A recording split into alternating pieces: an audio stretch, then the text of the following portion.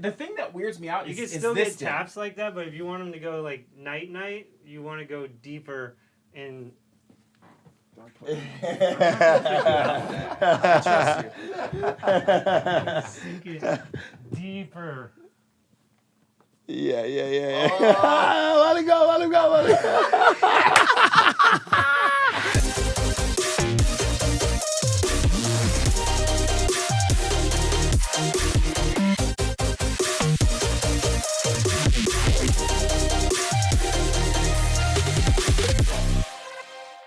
What's up, everybody? My name's Danny Ferrari. My name's Parker Immense. My name is Frank Zagarino. And this is the XLNT Show, and we have an amazing guest with us today. An incredible one. Unbelievable. Can't believe we got him. Yeah, busy guy. But looking forward to this one very much, because you and I have a lot to talk about, because I haven't actually had a chance to really talk to you. But besides being an amazing producer, also soundtrack to John Wick, no big deal. What's our guest's name? Maybe we should. I'm about to do it. I was doing the accolades. It was, yeah, I like that. It was a nice build-up. Right? It was Yeah. a nice build-up. Great hair, great smile, great friend, Dylan Le Castle Vania. Welcome to the show. What's up, guys? Pleasure to be here. That was like the best build-up ever. That was really sick. Right? And it was natural. It was. It felt It good. felt really You good. can tell he has like an EDM background, knows how to build up. Bro, that's right. Exactly. So one thing we like to do, I know you said that you talked to Alan, and I just want you to be honest with me, right? Did Alan tell you about any surprises on the podcast? He did not. Thank Oh, God. okay, good. This is Good. great. Okay. Alan, Following directions. thank you. I kind of wish he had now because No, it's not bad. getting a little paranoid over here. Our podcast is the coolest EDM podcast in the world. Hands down. No question. Or hands up, really. Hands up. I know you and I have talked about, like, for a second, about, like, UFC stuff. I mean, obviously, I'm a fighter, right? I mean, Clearly. so Clearly. Parker and I are pretty much known as the, I don't know if you've heard this, but we're pretty much known as the bad boys of EDM. Have you heard that? I go hear around? that a lot, Yeah. actually. Yeah. So since we're, fucking, bad boys, and Frank's obviously a part of that too, we like to, we dabble in some dangerous things sometimes. And Here and there. Here and there. Just a bit. Not me, dude. So what we do differently at this podcast is we really appreciate you coming on, but we like to start our podcast off with a special gift. So I have a gift for you. Oh, God. Okay. And I know that you're a fighter and you love MMA, so I'm just going to say that. It's nothing bad, I promise. It's something dangerous, though. It's gift time. It might be... oh, wait. It's gift time. I wrapped it. What is this? You're going to like it. You're going to love it, dude. It's Trust gift, me. It's gift time. It's gifts. The best segment of the pod. That's why we start with it. So we open up with a banger. Open it up. What if it's like my girlfriend's makeup and I... The total wrong one. What the fuck is this? You are a master of the martial arts. That's correct, right? Just making sure. I don't know that I'd say that, but I think you I are. train Muay Thai and Jiu Jitsu. Okay, that's He that's is so a interesting. savage. Go ahead, open that up, bud. What the Those are motherfucking size, bro. Oh, fucking Ninja Turtle? Yeah. Look at that, dude. Dangerous. Look at that. That suits you. There's two Oh, in there. man. We're There's going to have two. these at fight night tomorrow. Oh, shit. Oh, man. We're going to have a battle royale? Yeah, bro. Wow. Fucking- Damn. He held it cool. He already knows he, how to use them. held it cool. I got to hang out on set at John Wick a few times. Yeah. Yeah. How many size did they have on set? 28. Was there like a size scene? 32. I don't think I've seen any size, but There's two in there. You know that, right? yes. Okay, yes, good. I yes. didn't know if you saw that there was two. You can't have just one size. Yeah, right? Yeah, that'd be Not fucked right. up. Somebody That asked was me that. Full Did you get them Raphael. on? Yeah, bro. Look at that, dude.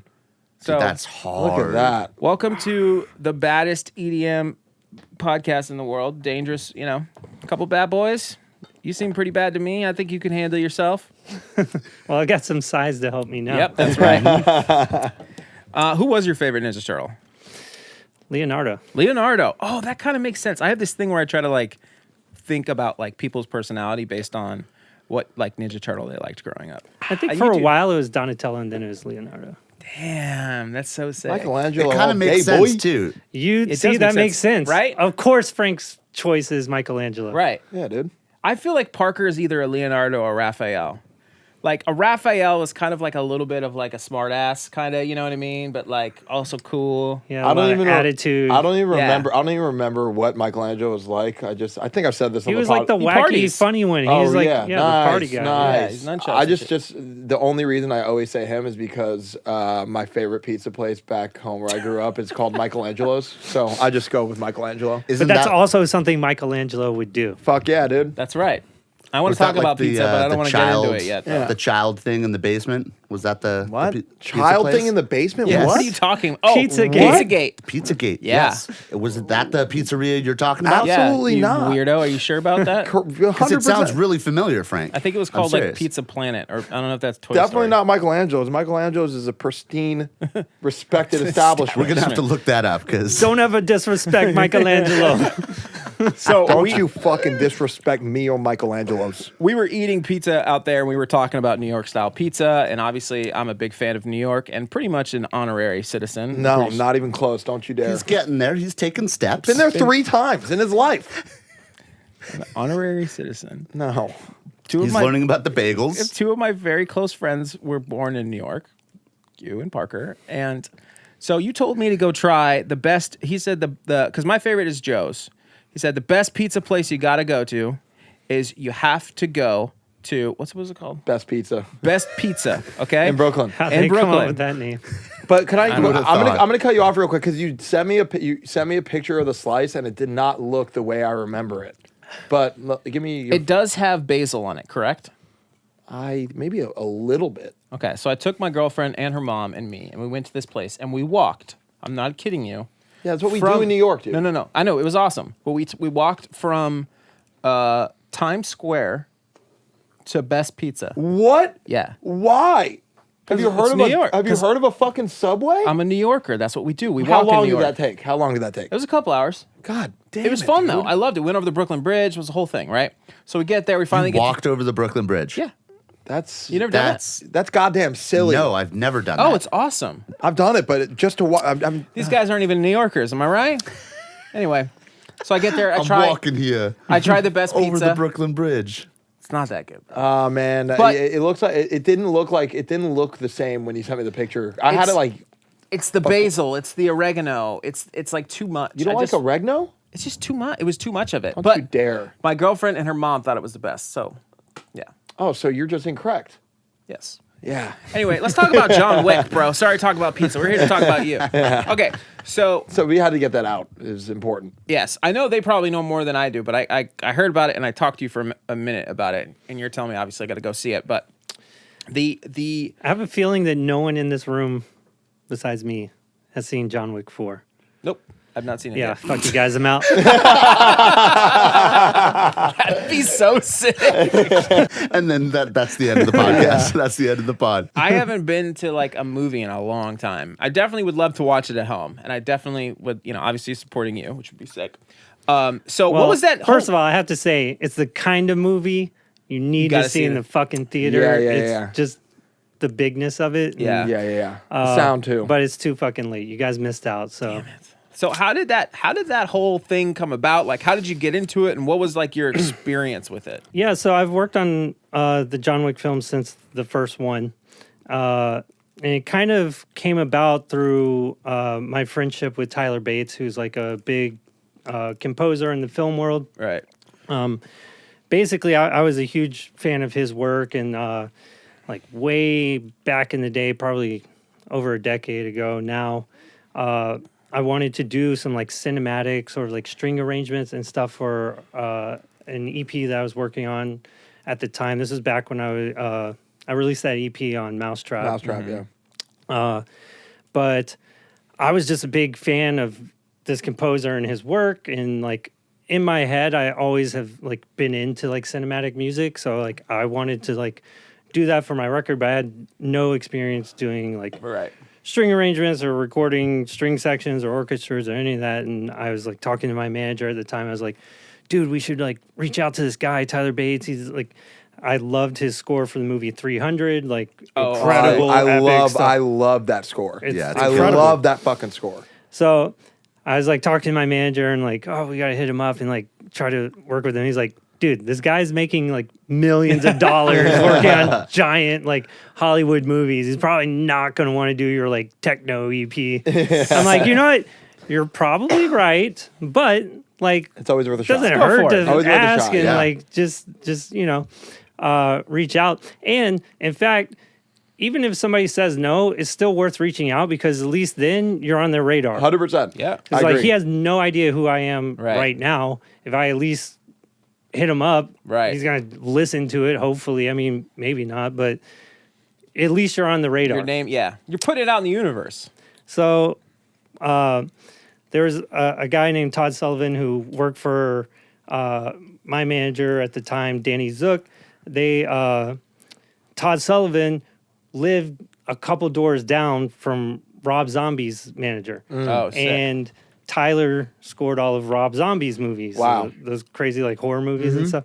That's so dope. So he just happened, That was the connection. yeah. So he put us in touch with Tyler, and we sent him some music, and he invited me over to go like play some music. And Was that just like a dream chat. come true situation?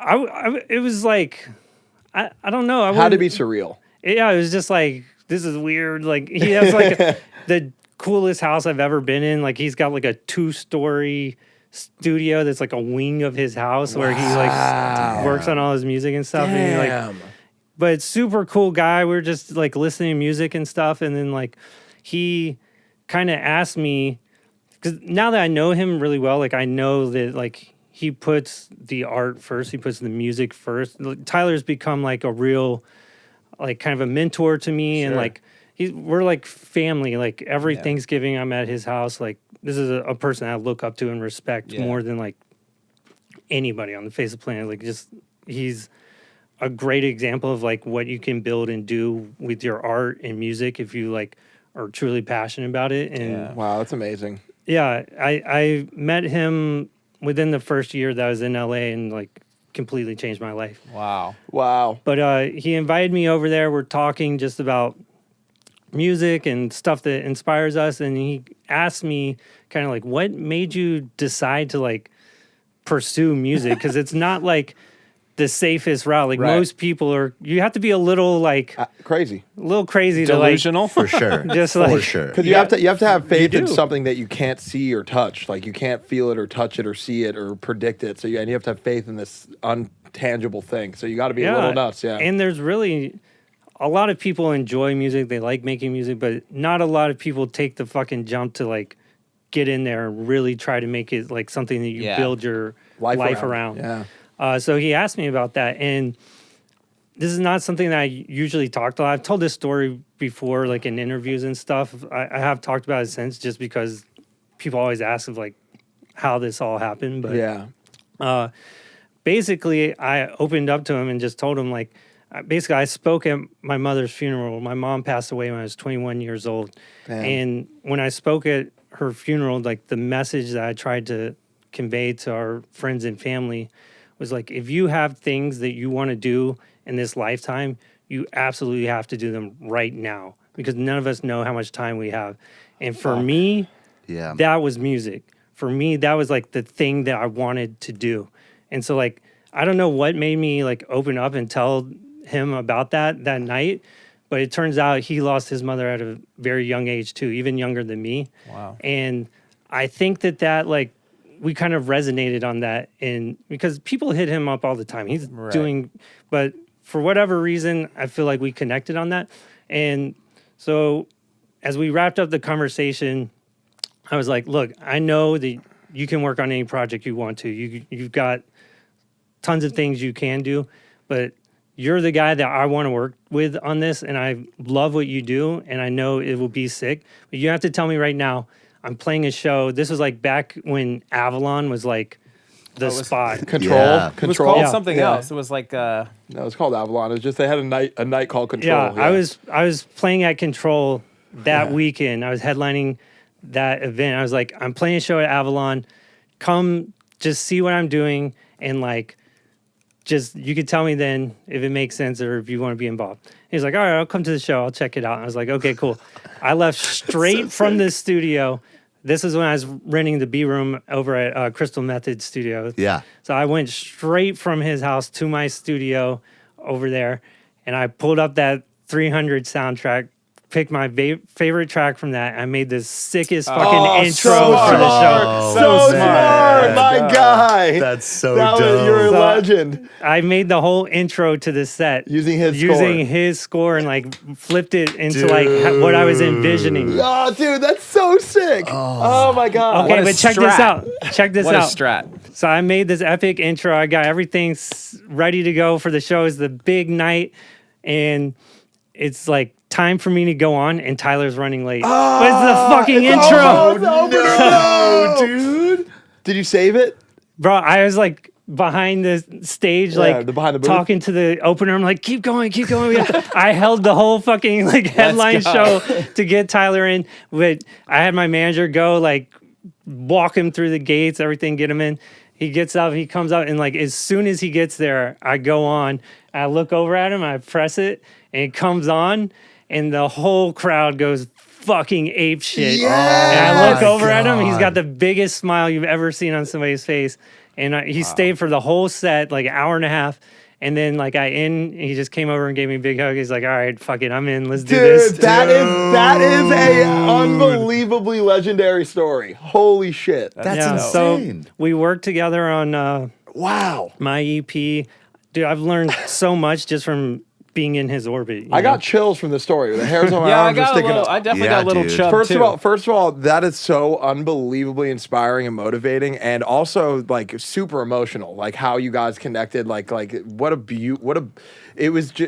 Talk about meant to be. Like it's just Yeah. so it's beautiful on so many levels. It's I fucking honestly awesome. believe that he's been like amazing person to have in my life. You Yeah. know, like I don't have any family out here on the West Coast or any of that. Like every holiday he reaches out and like invites me over, and it's been awesome. And just, you know, I didn't have any experience with any of that stuff now, you know, that I'm the director of audio for a first party developer for Sony PlayStation. We record you know, like full string sections. I do all the orchestration. I can write, you know, full orchestral string sections, all that stuff. I learned all of it really just from being inspired. Like he didn't sit me down and like teach me this stuff. It's just being around him, seeing all the awesome shit that he's doing. And, you know, he got me involved in John Wick, which I know that was the original question. And we're still going. getting No, there. This is great. I love this whole story. This is unbelievable, honestly. Yeah. Yeah, please. Anyway, getting to John Wick. So he was working on Guardians of the Galaxy at the time. Wow. So, you know, obviously huge Marvel movie. Franchise. Yeah. Well, this was the first one. So, like, nobody wow. knew what Guardians was unless they were, like, a comic book Yeah, nerd. yeah. Because Guardians didn't really turn in. They were, like, more one of the Under the radar. Yeah. under the radar comics, but obviously the movies made it huge. Yeah. But he was working on Guardians of the Galaxy at the time. And he got asked, you know, hey, we got this John Wick movie. It's a Keanu Reeves thing. Like, they were trying to get him to compose for it. And he was really like, oh, you know, I'm too busy. I got this Guardians thing, but I'll come check it out. And he and I had been talking, you know, because we had built up our friendship and relationship working on music. And we had talked like, oh, it'd be cool to like, you know, do a movie together or something if the right thing ever came up. And so he went over there, watched like the early cut. Yeah. And, you know, the first John Wick had all those like club scenes in the red circle and all that. And he saw those and he's like, this is the perfect one to do with Dylan. Yeah. You know, just- Wow. So he called me up just out of the blue. He's like, hey, I got this like Keanu Reeves movie and there's some cool club scenes and stuff. Like, would you want to like work on this movie with Because me? you had the EDM energy dance backing Yeah. for it, and he needed that. Wow, Yeah. that's so sick. That's so, So- fucking sick. Epic. So yeah, he called me out, and you know, none of us knew what John Wick was Right. gonna. You know, like everybody fucked with Keanu because he's he's the Neo. Neo. He's the one. Yeah, Yes. but he hadn't had like a big smash like John Wick in No. like a little while. You know, Yeah. A long while, yeah. but you know, for me, it was the first opportunity to work on a movie. I was just like, yeah, hell yeah, I'll do it. Like, fuck yeah. But yeah, none of us, even the directors, they were first time directors. Wow. Like Wow. none of us had any idea how The monster it was going to be. like what a smash it was going to be. We just wanted to make something really fucking cool. And there's a really cool story behind those directors. Is Chad and David Leitch co-directed the first film, and then Chad continued to direct the rest through 4, which came out a few months ago. But did you know that Chad was Keanu Reeves' stunt guy in The Matrix? No way. And Are he you built his serious? way up. Fuck No yeah. way. He built his way up from being Keanu Reeves' stunt guy in The Matrix up to being one of the Oh biggest my directors on Dylan, the you planet. got some fucking gems. Got dude. some heaters, Oh bro. my god, Dude, that's the cool. journey of people that like have their mind set on something, Dude. like it's a real thing. The only difference between them and the people that fail is that they just refuse to give up, regardless of how long it takes. They don't care if it Yeah. takes a year or it takes that 25. thing that it they're means- passionate about, it doesn't- that they like. no matter And what. It's a no the matter other what thing. The other lesson here is the value of friendship. Correct. Because he became friends with Keanu Right. Yep. working on The Matrix. Yeah. They stayed friends all this time. Then he has this movie come up, and Yeah. he's one of the biggest directors ever. Yeah. Now, trust the stunt for, guy. like the action, both of them, David Leitch and Chad, are like the guys to go to for sick action movies. Keanu's a freaking massive superstar again, like Right. maybe more than ever. Sure. Yep. Like, Definitely. Yep. and it's all because they stayed friends and kept working on cool projects together. so dope. And Tyler brought me in because of that friendship, and just I don't know. That's It's so just rad, bro. cool, everything that came together for these films to. So I'm curious. Fucking awesome. Yeah. Really Fucking cool story. Fucking awesome. I'm curious, like for you as like being like a a music producer. I gotta imagine that this was the first film that you had worked on, right? Mm-hmm. So how? First off, how did you deal with that and this being a whole new avenue? I gotta imagine it's a lot different than us just like sitting down in our bedrooms. Like, what was that process like? Can you share that? Yeah, it actually is really different because when any of us sit down to write music for ourselves or like as an artist project or something like that, you're just sitting down to write something that you think is cool. Right. You're just trying to Yeah. impress Correct. yourself. 100%. And we're great at that because we know what we think is cool. But it kind of fucked with my head a little bit at first because I'd never in my life written music to try and like please someone else. So I would be working on something. I'm like, this is cool. I like this. I think it's cool, but like, are they going to think it's cool or are they going to get? And then I'd start like thinking about that. Second guessing Were a they little giving bit. you like references or anything, or you just kind of like? There's some briefs. There's a brief. On the first film, which was my first experience doing this, it was more just me presenting what I thought would be cool. Damn. Right. And That's dope. Luckily, Scary though. That's luckily scary. it worked out. Over the years, me and Chad have built up a really good relationship, and like, what I like to do now is always get like something going to show him like this is the direction, and then I get his ideas because he's really good at coming up with like creative ideas. Like for example, on the most recent John Wick, I did a track that's like the big scene in Berlin, like the opening of like this big crazy fight in. I mean, you guys would know if We didn't do our Spoiler research alert. enough. that will keep coming up. I promise. I love it. That's something I would do. But saw anyway, I all of sent the him other the ones. first draft of this, and he's like, "Oh man, this is awesome." But like, what if there's like some kind of like vocal element or like something on top to, and but I want it to be really cinematic. You know, he didn't want just like a EDM vocal or something like Right. that. So I ended up putting this like choir thing into this like big. It's like electronic. There's string sections. There's fucking choir, and it's like it's fucking sick. And it's That's like, so dope, bro. That's Yeah. amazing. What a. but yeah, freaking he's story. really good at like just I send him ideas and he'll give me input back and forth, and we'll like kind of develop these ideas for the. Yeah, it's like a shared vision that you execute. Yeah, he's awesome. I feel like I just wrote something for a new movie that he's working on. I can't like Yep. say too much about it, but I feel like we're gonna keep working on like more cool projects. He's got like 6 movies in pre-production right Wow. now. That's so awesome. Wow. I feel like that's like a very rare thing to have your own free reign, like free creative expression on a movie. You know what I'm saying? Like, I wouldn't call it completely free. There's like people that you have to Pander to. get. It's definitely Yeah. a different process in movies, but I do feel that we've developed like a good sense of trust between us where he knows that I'm going to bring something that's going to like get people fucking excited in the movie theater, you know? yeah. And how much do you like watch the movie while you're Yeah. like writing? How does that work? Like I worked Yeah. on some like post stuff and like Foley and sound effects, and I have to like watch it frame by frame to like line shit up. But I've never composed anything, so I would love to hear like how that works. Like, are you watching it? Well, we have 2 approaches that we do. So in the first movie, I wrote everything to the picture.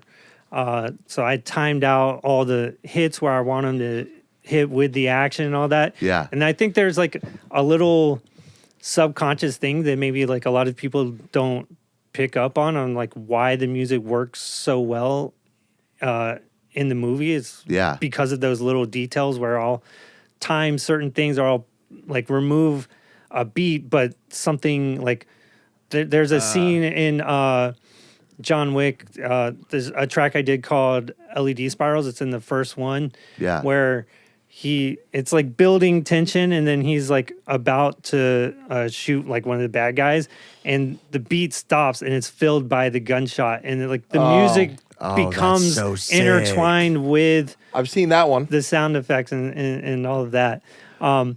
So for all the music in John Wick 1, I wrote it to the picture.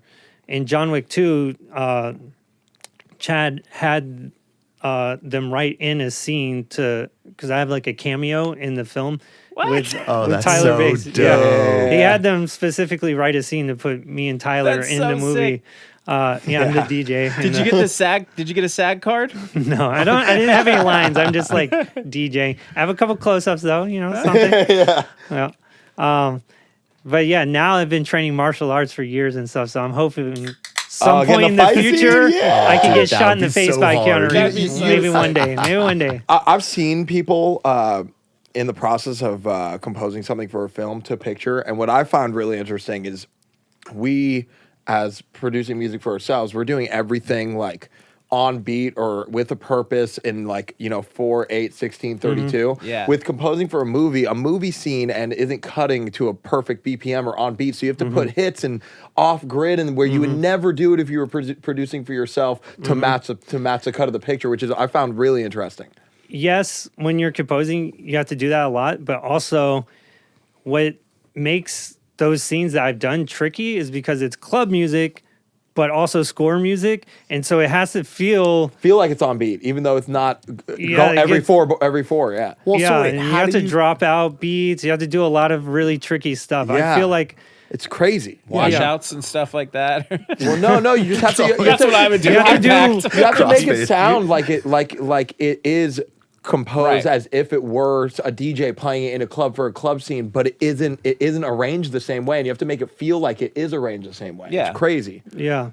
But what I was going to mention is so he had them write in a scene for us for John Wick 2, but he wanted to film the scene to the music so that people could be dancing to the music and like it would be on time. So I actually wrote that piece before we ever even started filming. So I wrote that cool. concept, and then we filmed to it. We like flew over to Rome. We shot those scenes there in Rome. I got to hang out on set while they were making the movie. So they like, cut that to what you wrote. Yes, but then once we had the picture, I went back in and kind of like dialed it in to go with the action and do those Interesting. little tricks. But it was all filmed to that concept. How crazy is it that you made a song and they're like, all right, we're gonna film it based upon what these sounds that you generate? That's fucking Well, insane. That process he liked so much that on John Wick 4, he wanted to do it again. So sick. So we did that again. Blood Code I wrote before the picture was ever shot or So anything. wild. I think it's easier for the editor to do it like that because it's like a music video. You have like the palette, They have the points. and then they can cut in everything. I feel like I don't know. Yeah, well, a lot of times they cut to like a temp track, so it's kind of like I created the temp track before. Yep. Except it's not Not temp. a temp. It's, Yeah, That's fucking cool, man. Fuck. that's another cool thing about like we've done so many John Wick films that most of the temp now is music that me, Tyler, or my buddy Joel Richards wrote for those movies. So That's Wow. so awesome. it Right. sucks when you're working on a movie and they've like cut in some temp and then they've like shitty, got yeah. demoitis. Yeah, either it's a bad track Yeah. or they fall in love with the way Bad it track, is yeah. with the temp music, and then they want you to try and like Copy do it. the same thing. yeah, you don't want to like copy somebody's shit though. But That's so crazy. now I'm the director of audio for like a video game development company. So like we develop first party content for Sony PlayStation, like the actual titles that are released from like Sony Studios. Yeah. So I probably shouldn't say like what the exact budget was, but they spend a lot of money It's a on real their budget. It's a real budget. They It's a real they budget. gave me a very real budget for Nice. a game that I'm finishing the score for, like 3 times the budget for what John Wick? John Wick's What? movie Yeah. budget. Is- There's so much money course, being dude. made in There's- video yeah. games. Of course. No, I know, but that's Dude, I mean, think about it. There's so much money. There's literally more money being made in the video game world than the movie and music industry combined. Oh yeah. no, it makes sense. $75 game, bro. $75 game, and once you buy the game, there's an entire Upgrades. mini commerce Microtransactions is system what they're within called. it. Microtransactions? Yeah, they're called. Really? So yeah, People buy outfits and Upgrades. different skins and whatever. Jeez. So there's like a whole store within your game, and you're paying $75 to own the game to start with. Did you guys hear the rumor about the new GTA game that the money is going to be real money? Like the in-game You money connect your is card gonna, to it type shit? Yes, it's going to Wow. be Maybe when they real play money. online. I was But about it's a to say, rumor. is the game you're working I was on? trying to get a confirmation on that. No, that sounds Don't cool. ask me. I have no idea. Is the game you're working on? Is it like you have to be like hush hush about it? I'm assuming. No, it's announced. I can talk okay, about dope. that. What I've seen some stuff, I think. We're doing a game called Firewall Ultra. It's for PlayStation's new PSVR 2. Sick. It's a first-person tactical shooter multiplayer online in VR game. I think Dude, is that's so sick. it's. Gonna be I believe game-changing. wholeheartedly that it's on the absolute forefront of what is possible with gaming technology. You can get 4 of your friends and 4 or 8 of your friends together, and it's a 4 versus 4 team-based tactical shooter where you go into your VR headset and meet up with your friends. You can like see them. The new PlayStation headset has eye tracking, so we know exactly what you're looking at in the game. So like one of the big problems why a lot of virtual reality content doesn't look as good as like the stuff that's on like flat screen is because for VR to work, it has to be rendered twice, once for each eye from a slightly different angle. And that's what makes it look 3D, like you're Cohesive. there. Yeah. But it basically requires twice as much rendering power. So any visual aspects, you're having to render twice. So it's Right, so basically that- using up twice as much computing. Yeah. So to get around that, they have this thing called foliated rendering. So now that it has eye tracking and we know exactly where you're looking, we render things at high res exactly where you're looking. Oh yeah. So like right now, if you are just looking in your peripheral, real sight. this is not Right. It's not. this it is doesn't not need to in be focus rendered. or highly Everything's blurred detailed. out. It's not rendered. Yeah. So I think when you see the content that we're creating, we're getting ready to drop some cool. gameplay footage soon, but it's the next level of like what's going to be VR. possible in VR. These sounds suck. I can't work this dropout, dude. Shh. He doesn't know that I know this super secret serum hack. Watch this.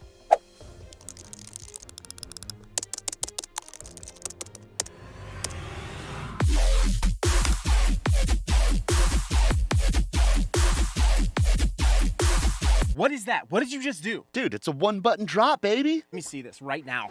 Excellent Sound's brand new preset pack, Drops Only Volume 3, is out now. It includes 100 of the best drop-ready basses, little to no processing needed. No plucks, no pads, just go to XLNTSound.com to pick up your copy today. And don't forget to use code TheExcellentShow for 10% off your purchase. Let's get you back into the video. Would you've done any game that came to you with the amount that they're paying you and the budget they're giving you to work with just because that's ridiculous? Or were you like, oh shit, I'm doing this because I'm truly passionate about the game-changing technology? So basically, I was on the road touring, doing like the electronic music artist thing for like over 12 years. I think I was on the road, and I really started to get kind of like burnt out on being on the road all the time. And I knew in my mind, I had always like envisioned transitioning over to doing stuff for movies and games and stuff like that. And I had absolutely no game plan or idea how that was going to happen. It was just kind of like, oh, it'd be cool one day if this happened. Then, obviously this opportunity with John Wick came up. Yeah. And once John Wick came out and blew up and turned into like this massive franchise, it just opened all these doors in the video game it's world. pretty nice on the resume. Yeah, it's a nice little calling card. yeah. Open some doors. Oh, I did all the John Wicks. so with that, like when it comes to like that sort of industry, I've done like some commercial music stuff for people before. So I've done a little bit of like, scoring for like a small like commercial, but it's usually just like songs. But when it comes to that, for you, do they, and feel free to not answer this if you don't want to, but is it more of like a full buyout sort of situation, or will they give you points on the back end sometimes? It's all depends on what you negotiate, what the deal is, and it's different for movies and games. Like it all just depends. Yeah. I don't know how much I should get into this on the podcast, yeah. but like the more you do, the more you're able to negotiate. Yeah. So, for example, on the last John Wick, I own 100% of everything that I wrote. That's outright. Which is why you also released it on an album. No, actually, that I did. That was the studio's idea. Oh, okay. Or interesting. Actually, I should say it's the label that they're called Lakeshore Records. It's the label that Lionsgate releases all of their soundtracks with. Okay. So that was their idea, which was awesome. Yeah. But I did legally have the right to do whatever I want with my music. I could have released it myself and just done it independent or whatever. Independent. But, I worked with Lakeshore and, I would rather do things in partnership with the label and Lionsgate and have everybody working together to push, everything. And they were excited to do it. It all feeds into each other. Yeah. I still, like, I can do what I like with this music. Yeah.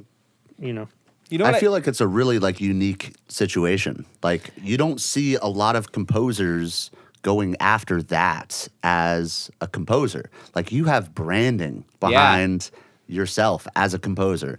Like the only composers I can think of that have like branding are like the older dudes, like Hans Zimmer has some branding. He's got the library. Junkie XL, he's got some branding, He has his own like little library thing going on. But like and he also did some like EDM stuff, right? Junkie XL. Yeah, Didn't he do some like he's 90s? A really cool guy. We used to have the same booking agent like before either of us really totally broke into film, and he reached out to me like way back, like probably like 2008 or something like that, and like invited me over to his studio. He's got a really cool studio over in Venice. I haven't talked to him in many years, but the stuff he's doing is really awesome. Like he's very good at composing and doing really cool shit. He's one of my favorites, man. Yeah, I honestly. would really love to reconnect with him. He invited me over there. Super nice guy. We just kind of like fell out of touch over the years, but he's awesome. Is he an EDM guy too?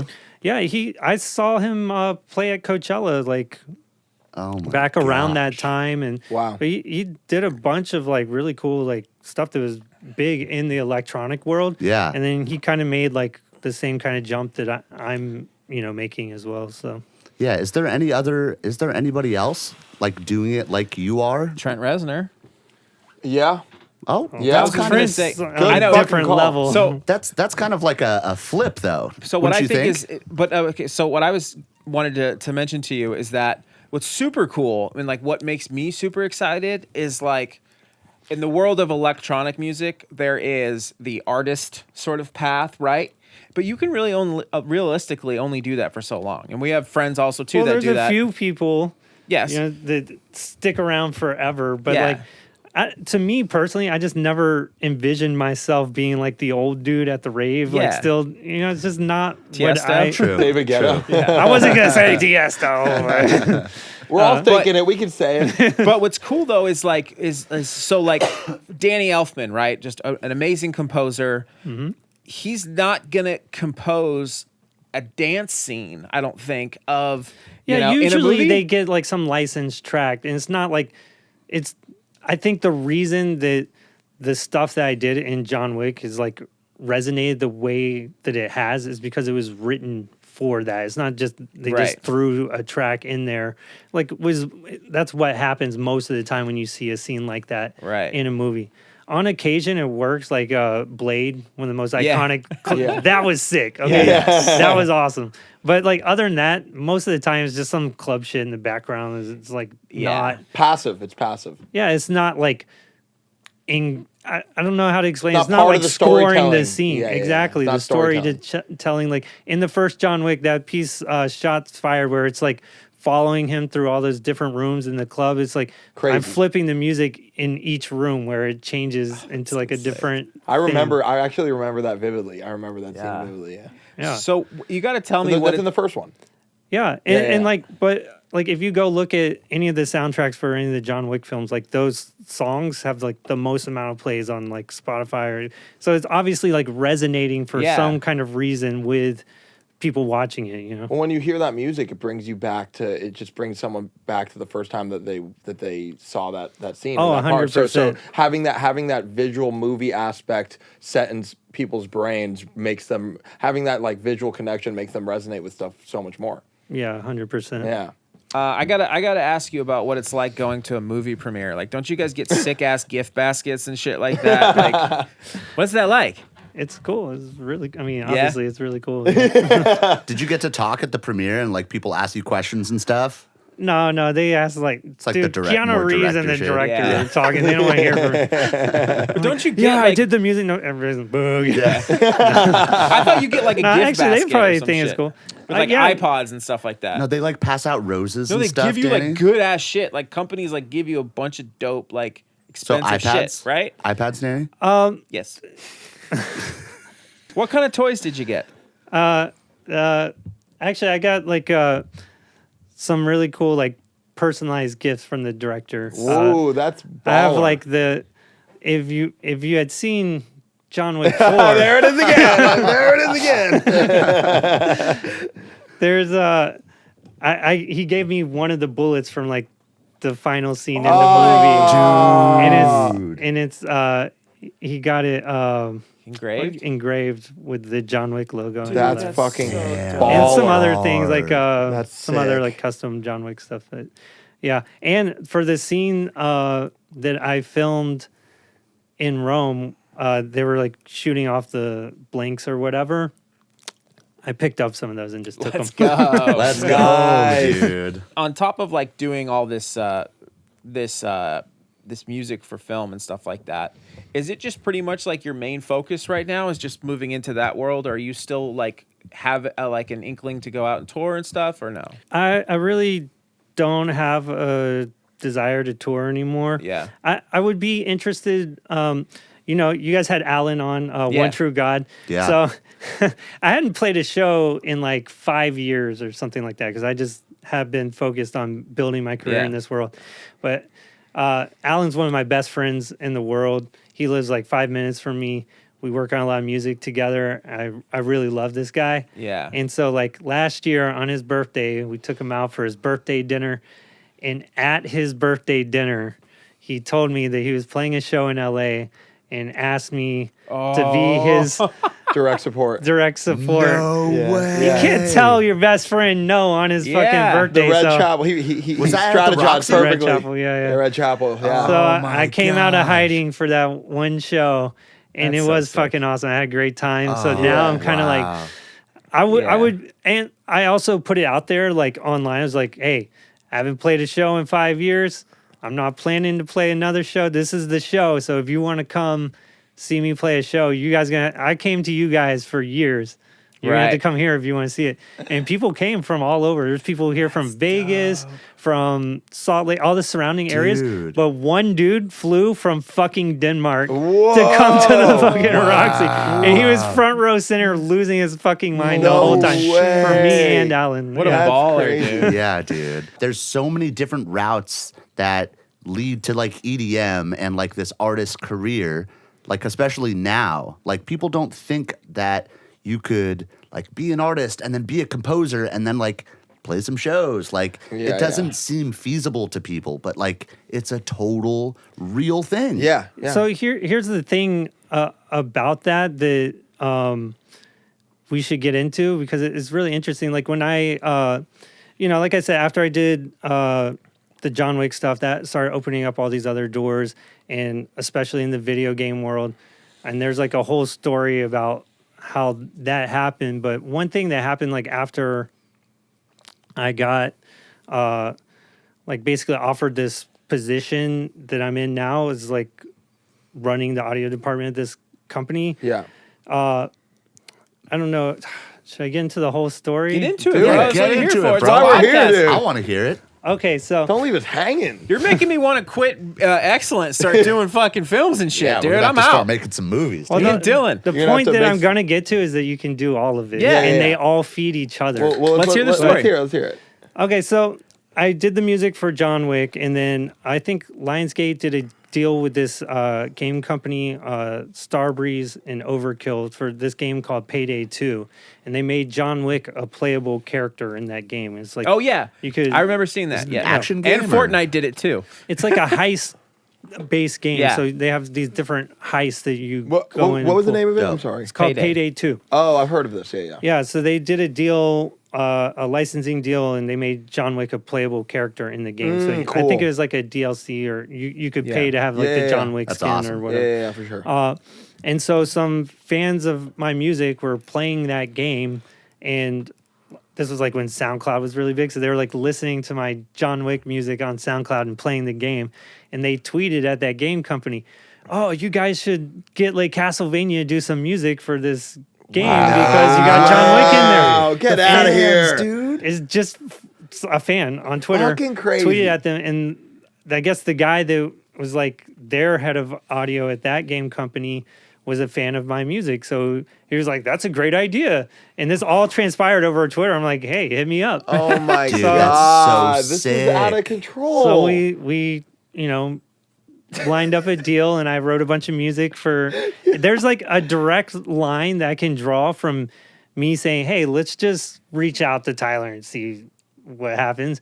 I could draw a direct line from that to like everything else. Dude, That's that is so because I important, took the- though. fucking cool, dude. That's so important. Like, I just want the people at home to like understand that you reached out to your hero, like via email, with zero expectations. zero expectation, Dude. whatever, and this is where you're at. Like, you know what I'm saying? Dude, Like- I mentioned earlier that I was like renting Crystal Method's B room, and Yeah. like, dude, first of all, if some of the new people aren't familiar with Crystal Method, but they changed the whole fucking Yeah, landscape. fuck yeah, they I'm did. very familiar. Yeah. They, as far as like, first of all, they're an electronic act that went platinum in the fucking 90s before EDM was even Yeah. a term. Yeah. Yep. Platinum, like actual record sales. They were licensed in like every dope movie. Your movie wasn't even fucking cool if it didn't have a Crystal Method song. Straight up, Bro, Straight every up. single song on their album was licensed into like multiple big movies, multiple like national commercials. They changed the landscape of what is possible for an electronic artist to do. Yeah. When I was in high school, I would literally be hiding in the back of my class with like headphones on, with like my hoodie up, listening to Crystal Method in the back of the class, like in high school. Dude. Years later, they were like, they used to have a radio show here in LA. Yeah. They played some of my music on there, and then we ended up on this tour called Identity Festival. Did you guys ever hear that? No. It was familiar to me for some reason. It was like a festival that they William Morris was mostly behind it, and there was a bunch of their acts. It was basically like a Vans Warped Tour, but for electronic acts. What? So it was like me, Skrillex, Crystal. They got like all these What year electronic was heavy this? hitters. All the and heavy they only hitters. did 2 years. I was on both years, but it literally went from every like major city in America, and we would like straight up Warped Tour style, like everybody on these Dude. buses. They would like put up the stages that day Oh my and God. play the show, and then everybody'd pack it up and Holy jump on their shit. buses. And it was this whole festival that moved from city to city. It was like 2011, 2012. Oh, wow. But Crystal Method were on the first year of that tour, and so we met there and became friends. Oh, and then when we man. came through LA, they invited me over to come check out their studio. And I came over and checked it out, and they just had like their B room, but it was like not really being used. They just had like a bunch of old gear in there. Yeah. And I was like, what are you guys doing with that room over there? No shit. And they ended up renting me the room, and That's so that was like insane. literally like my heroes. Like, Yeah. and then Yeah, I used to listen to Crystal Method, Chemical Brothers. Chemical Brothers are and classic. it was probably Junkie XL. Yeah. Those were the three that come to mind. But yeah, I mean, just because that happened, I had this studio to go to right after the Tyler Bates meeting and make that. Oh, So nice. Oh, my Weird God. how all these things come together. Perfect Oh, my timing. fucking God.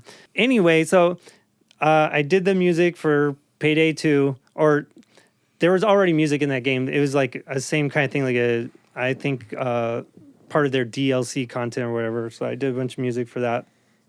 And then that same company, Starbreeze, ended up partnering with Lionsgate to do like a John Wick VR experience around the time of John Wick 2. And Lionsgate put me forward to do the music for that game.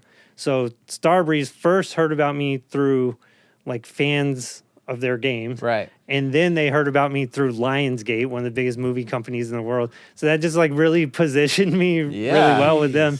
So the lead guy on that project, I did the music for the John Wick VR thing. And then the lead guy from that project ended up leaving and starting a new studio. And so they needed some music for their first game. So he called me up, and they were like a new studio at the time. So I kind of hooked him up and just did like a friends family kind of discount, just did something for him. Wow. Just because he invited me over and I checked out what they were doing. And I go to like VR LA every year. It's like a Convention. yeah. Yeah. And I check out what people are doing. And their shit was the best for sure. Wow. The name of the company is First Contact. Okay. So you believed Shout in it out. after you saw it. Yeah, after I saw what they were creating, I was like, this is next level stuff, and it's really cool. So I was like, I'm just gonna do it. Like, I did it for a Hook lot it up. less than I would usually charge to compose original music, but we worked out a deal that made sense, and I kept ownership of the music. Cool. And that came out, and it was really cool. And I was just like, I really just did it for the relationship, and because they were cool and doing cool shit. And then, we stayed in touch and we're talking about different projects to potentially work on at some point or whatever.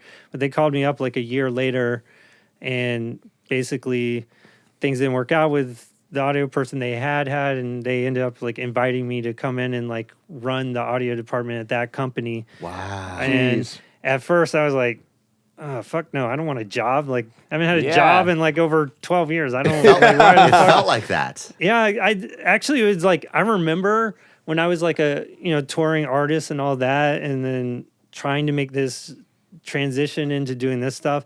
I remember like I would have nightmares about having to have a job again. Because like I have Life. nightmares like that too. Me too. Yeah. It's terrible. Me too. yeah, I'm sure most artists do. Yeah. Because I've- it's been your dream for Right. so long to be able to make a living off of music, and then it happens, and then there's like this like weird. What if I lose it? existential- What if I lose it? Yeah. Yeah, dude, I legit nightmares I would have about like having to have a job again. But so at first when he hit me up, I was like, I don't know, dude. Like, Right. but he was like, just come over. Let's like just talk about it and see what makes sense. So I went over there. They showed me a game that they were working on, and I played. I was like, this is really fucking cool. This is like, they're doing cool shit here. I definitely believe in the projects. And he was basically like, yeah, we could like, we're going to keep working together. And he kind of just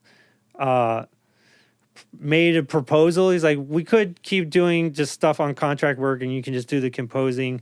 But like, and the crazy thing about this is I had absolutely zero experience with any of the technical side of developing games. Yeah. I had only composed music for games. Yep. That's But- probably a huge learning curve too, right? Yes. Yes. But he was like, I believe you have the creative side. The technical side you can learn. You can't learn the creative side. That's like you have to have that, or you have to like have developed that. Yeah.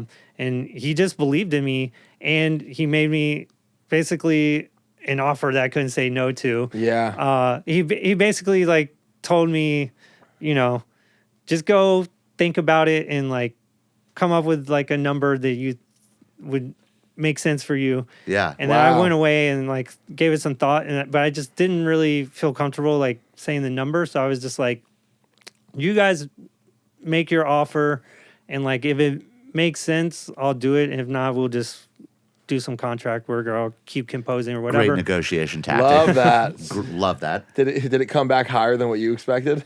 I had a range in mind, and their first offer was literally like The top. the very top of like what I was thinking. And they've taken very good care of me since I've been there, Nice. and like we built Something the whole really thing, but- sorry to cut you off. Something really important I want to say is that something I took from everything you've been saying is that everything you work on, or everything you even consider working on, you're very passionate about what they're trying to accomplish and how they're going about it, and you're not just hopping on a project because they're throwing a bunch of money at you. So I think it's really important to point that out, that you could do what you do for anyone as long as they're willing to pay you, but you are doing it because you're really passionate about them being on the bleeding edge of what they're doing and really actually resonate with what they're doing. I think that's really, really cool. Yeah, I mean, obviously, since doing John Wick, I've gotten hit up by a bunch of projects, but Exactly. I'm only going to do something that I think is cool and something that I want to align Yeah. with, Yep. that fits my world, and you know. Yeah. And I only want to work with people that I can sense within them the same sort of Passion, like yeah. passion for the creative side of it. If I had sensed that this studio was just in it for the money, obviously it's a business. Obviously Correct. they want to be successful, and like that's good. That's a good thing. Yeah. But they're also very passionate about creating The the best. best version of that they can. Same thing with Chad, the director of John Wick. He's like into the same type of shit that I'm into. Like his creative projects that he's lining up like really line up with like projects that I've been working on. It's kind of weird, the synergy that's happening.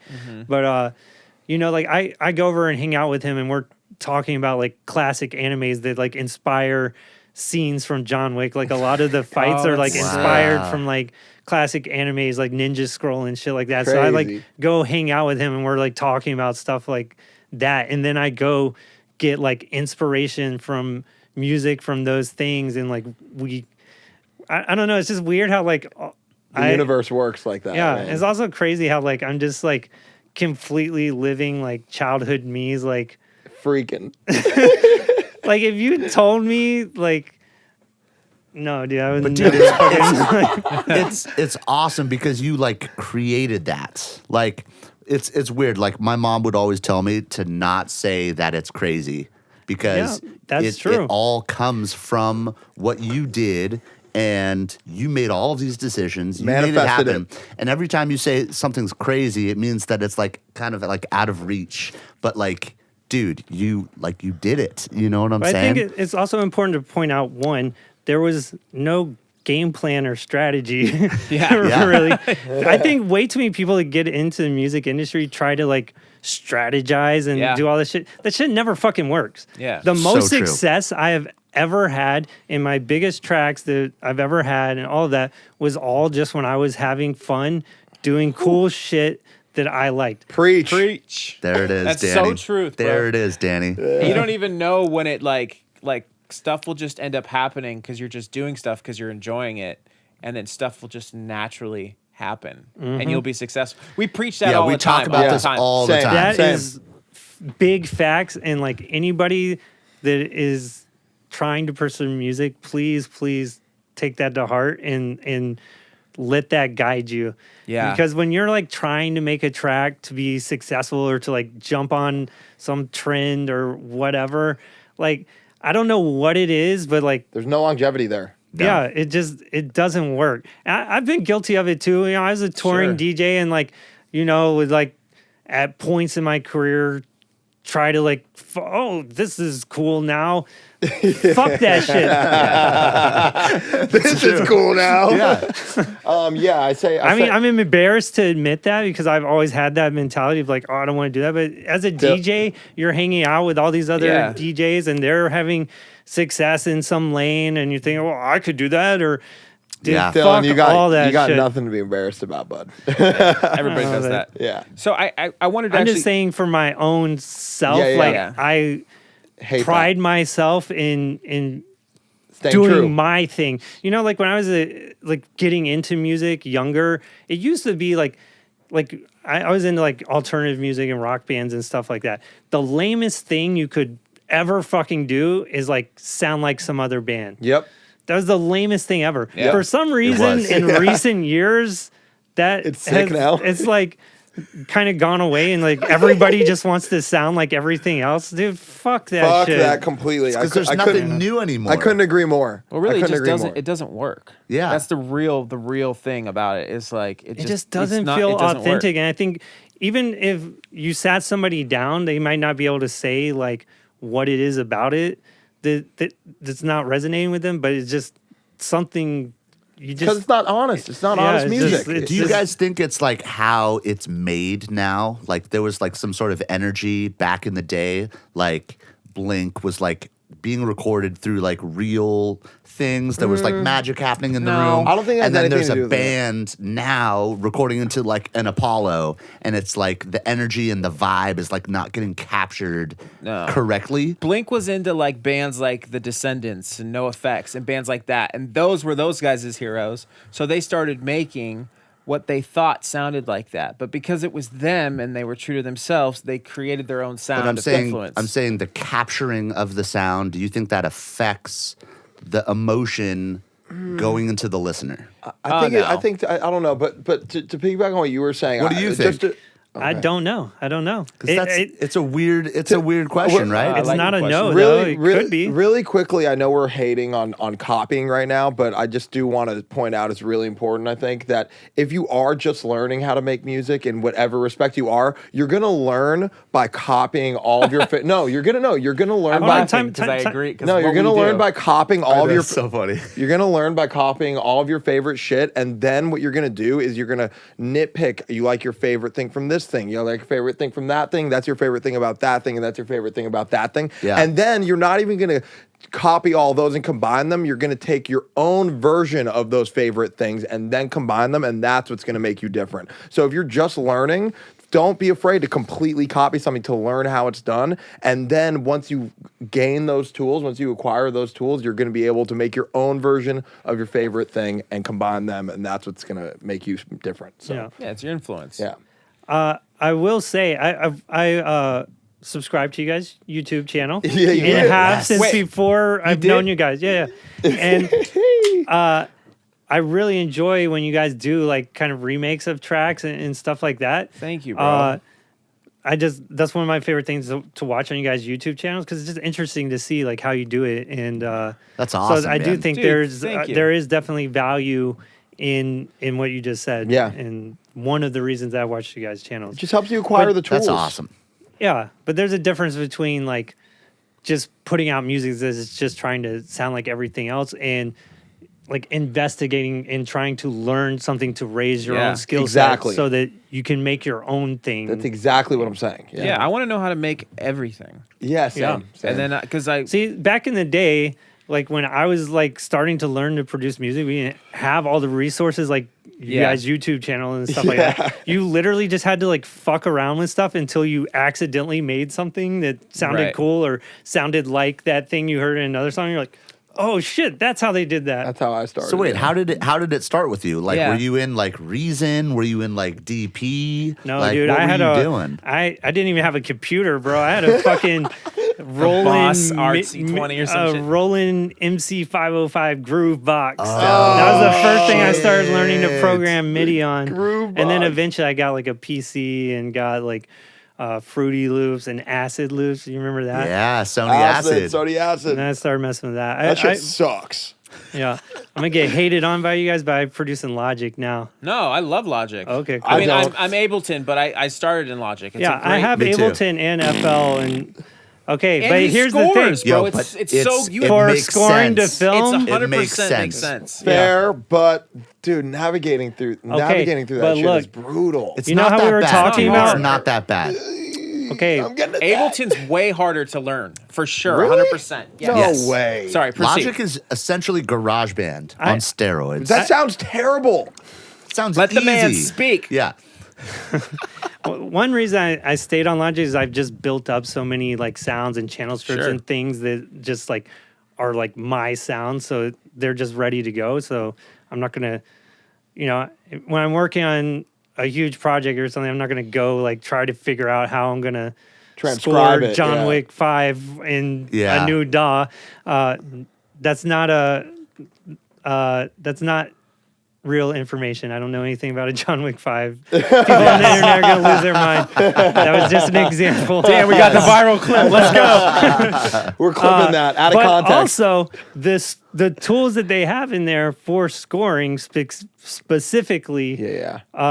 Ableton doesn't have anything like that. Yeah. So Yeah. like, you can go through and set all the points that you want to hit, like in the time code to the picture. Oh, really? And it'll automatically adjust the tempo so that it will land Wait, exactly where you it'll, want it it'll to. adjust a grid. that's so game it'll adjust a change. grid of what you're writing on. Like it'll adjust the grid. It'll so that, adjust the tempo changes the way you need them to Oh. be. And then you can go in and Automate. place, not automate, but you could place like where you want time signature changes or things like that. If you need, like if you need the one to hit on this frame and it's like 4 beats or whatever, it's too many beats, like it'll change the time signature so that you can make it land where you want it to. Dude, in Pro Tools, it's so difficult to do that. Like, I worked on movies doing like sound effects and stuff, and I was in Pro Tools, and I had that same problem. And like, I had to do all this crazy shit in Pro Tools, and it sucked. It does say, I actually, on the first John Wick, I hadn't sucked. learned about those tools in Logic, so I had to do it like by hand. manually. Dude, it Yeah. was so hard. Also, too, like Logic has just like you click a button and it will generate the actual music for it. So if you are working with like an orchestra or something like that, Yeah. Not that I know how to fucking read music, but if you do your MIDI and you write all this great stuff, I don't know how to read music. yeah, right. But I- if you wanted to get real strings recorded, you could literally be like, oh, here's the sheet music to it. You know what I'm saying? Is that how you? Is Well, that how you do that strings? stuff in Logic isn't actually that accurate. Like, Oh, then I don't know what the fuck I'm talking about. it's a useful starting place. Yeah. But I write all the string arrangements and mock them up, but I have like a person that I have do the actual like sheet music and orchestration for the string players. And So all wait, that. you write the strings and then they'll transcribe it to sheet music for the string players. Yeah, I'll write it in And- on keys yeah. or in MIDI and like compose it out like a mock-up Yeah. using all the contact instruments and things like that. Yeah, yeah. And then Sony has somebody on staff that's employed- Transcribes it. Yeah, That's they'll so sick. transcribe it That's for fucking me. sick. What a shitty what- job. I think they really Danny, like no, it. I'm sure they love do. it, dude. but I'm They sure, love I'm it. sorry, I'm just thinking about. Still- I don't think it's a shitty job. I'm sorry, that was It's probably a just dick move. Like it's the just people like that do us, the like court. doing MIDI. I know. You know what I'm saying? I'm just sorry. I shouldn't have. I just. No, but you He's know, dying over it's here. it's an art form, dude. It No. absolutely It is. is. I'm not hating. I would hate that. As I guess is what I should have said. Yeah. No, but I think there's people that are like super No, they're passionate obsessed. about it and 100%. great at it. Great. He thinks I'm It's a like- fucking dick now. No, I get No, what the you're people, saying. I the do, people but at home do. The people at home do. Yeah, that's fine. somebody's like at home, like that would be the most awesome job, and then you just fucking roasted them. So, hey, Dylan, I got the real questions, okay? Oh, What shit. is Dude, we keep getting sidetracked though because Yeah. I was trying to I get to a didn't point. finish the Hey, story. go ahead. All right, We're so We're gonna excited. circle back to the what game kind thing. of strings are you using in Logic? Are you using Spitfire? Are you using Contact? What are you doing, Bro, I got all of them. Yeah. How do you play her? I want to No, know the but- sauce, the string Okay, sauce. it depends on what you're trying to do because they have like some that sound like very authentic, but sometimes that's not what you want, especially if you're doing electronic music. Yeah. 'Cause it has to stand next to that like fucking crazy synth that you ran through OTT or whatever, right? Which also you can run strings through OTT and it sounds fucking sick. So I do. if Yeah. you're not doing that, you should be. I put yeah. all my strings through OTT. Yeah. Uh-huh. Well, you pretty much have to because all your other shit's run Yeah. through OTT, which is awesome. But yeah, so it depends on the piece and like what feeling I'm going for. Yeah. But if you are doing stuff with electronic, Heaviosity's Novo. Have you guys fucked with I've that? heard of Heaviosity. Yeah. I just know the 7-string metal Heaviosity thing. I'm back to my Okay. notes. I'm back to my notes. They have a string thing called Novo, and it's definitely not super authentic sounding or like it's hyped up, but it works really well with the electronic stuff. Dope. I actually use that a lot. And then Spitfire, I've given them an insane amount of money. Like, Wait, I thought they were free. No, you're thinking of. they have like some free tools, but Oh no, I am. I'm thinking of the other one that Yeah. they did a collab with, right? It's like Spitfire and something Labs. Yeah. they have a whole series of like free stuff. Yeah. But they have like tons of really great all kinds of like scoring tools.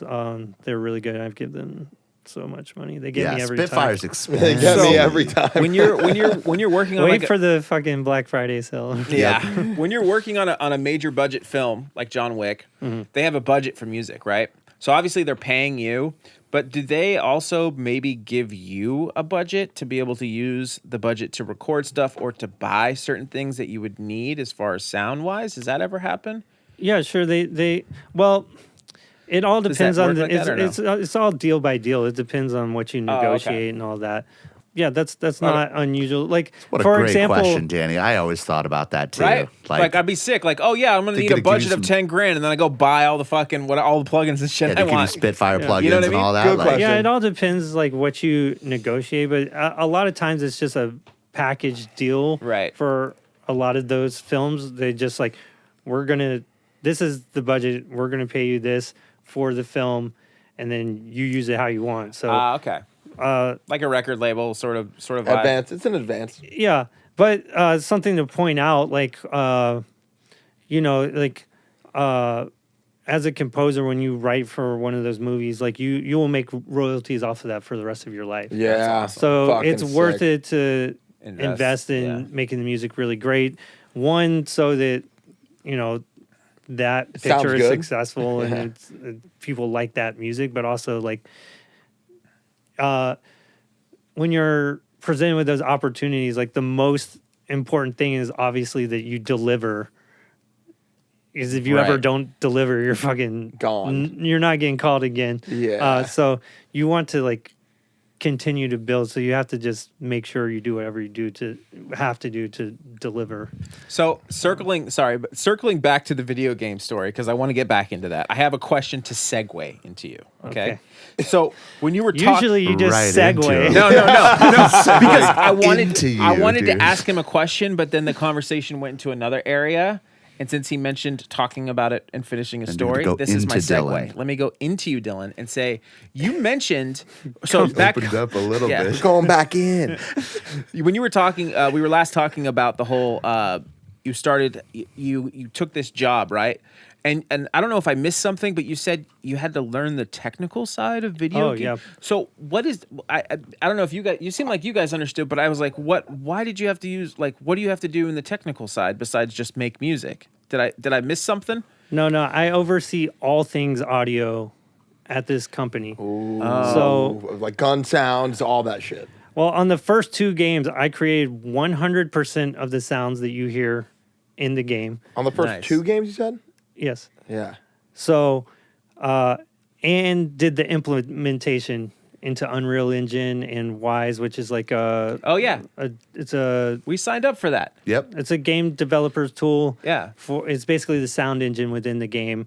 So I had to learn how to use both of those softwares to implement sounds into a game. And Right. Is it I- like I a don't DAW? Wise kind of is in a way. We can dive Get more there. into that because there's some really fun stuff to talk about. Yeah. As far as like interactive music and how you compose music for games, and how that music can change from any part I of didn't song think into about an. that. Oh, I it's would on- love to Yeah, hear depending about on that. which way you 'Cause it's not walk. a Great film. story, because we're all It's a being video game, inserted so that in. makes sense to me. Yeah. It's not a film where you're just like putting audio with it. There's like actual the video game has actual code in Responses. it. So that makes sense. Is that what you're saying, right? Yeah. Okay. Proceed. So, Sorry. Just excited, bro. Yeah. Well, this is how we So do anyway, it. I oversee dialogue recording. I cast, voice actors. I oversee the recording of them. Sound effects, guns. We for this game that we're working on now, we rented out Warner Brothers Studios and brought in some guys with like all types of crazy machine guns. Wow. Oh, And that's recorded so them. sick. And you're there doing that with them. Yeah, That's yeah. fucking cool as shit. I want to Yeah. go. I want to come too. Are we allowed? You need a sound designer, I dude? don't think so. No, we're not Make allowed. bases. Yo, I'm gonna assist, so I can come. I'll assist. Okay, I I'm got a clipboard. on the I'll top do of some, the like, assist list, dude. sticker. I'll Chill have out. a name tag. I've and been everything. kicked out of Warner Brothers twice. I'm not allowed Let's there. go for 3. Third time's a charm. So one point I wanted to make about the video games and all that, like I was completely opposed to having a job again Right. and all that, but then they talked me into it. And I'm like so stoked and happy that I chose to do that because I really love it. And it's been so fucking awesome, like getting to do stuff like that. Yeah. So like, I don't know, somehow it worked out that like I do have a job again, but it's like a cool job that I actually really love. And it's like music and audio. You're so- being fed, dude. Your soul's Yeah. being fed. You look forward to it. Yeah, and it's just really grown my skill set. I'm like building more and more in this like kind of lane that I'm trying to build. Like I want to be the guy that people go to if you have a multimedia project like a movie or a game that you want to sound badass, then I'm the guy with the experience and knows how to make that thing sound fucking exciting and badass. So you have that's the like team and everything. yeah, That's I've got so a whole sick. basically the studio that I work for is called First Contact. Sony, we're developing a game for Sony. The game's called Firewall Ultra, but Sony has a whole bunch of sound designers and people that work in audio. So like I direct that team. And that's been an awesome experience. Learn a lot from working with those guys because they have tons of experience. But yeah, the first 2 games I created 100% of. You alone. Yes, was that I workload overwhelming? The one God. audio person, Dude, that's working- insane. How Yeah. overwhelming was I had that? to pay my dues through that and like Oh my learning the gosh. software and all that. But through doing all that, I have worked my way up and now like oversee a whole team of guys that we're all working together and developing games. Badass. That's amazing. Badass. Yeah, it's So pretty crazy. What's a No, it's Sony not crazy. game? It's not crazy. Okay. Yeah. What's a Sony game that you would love to do sound for?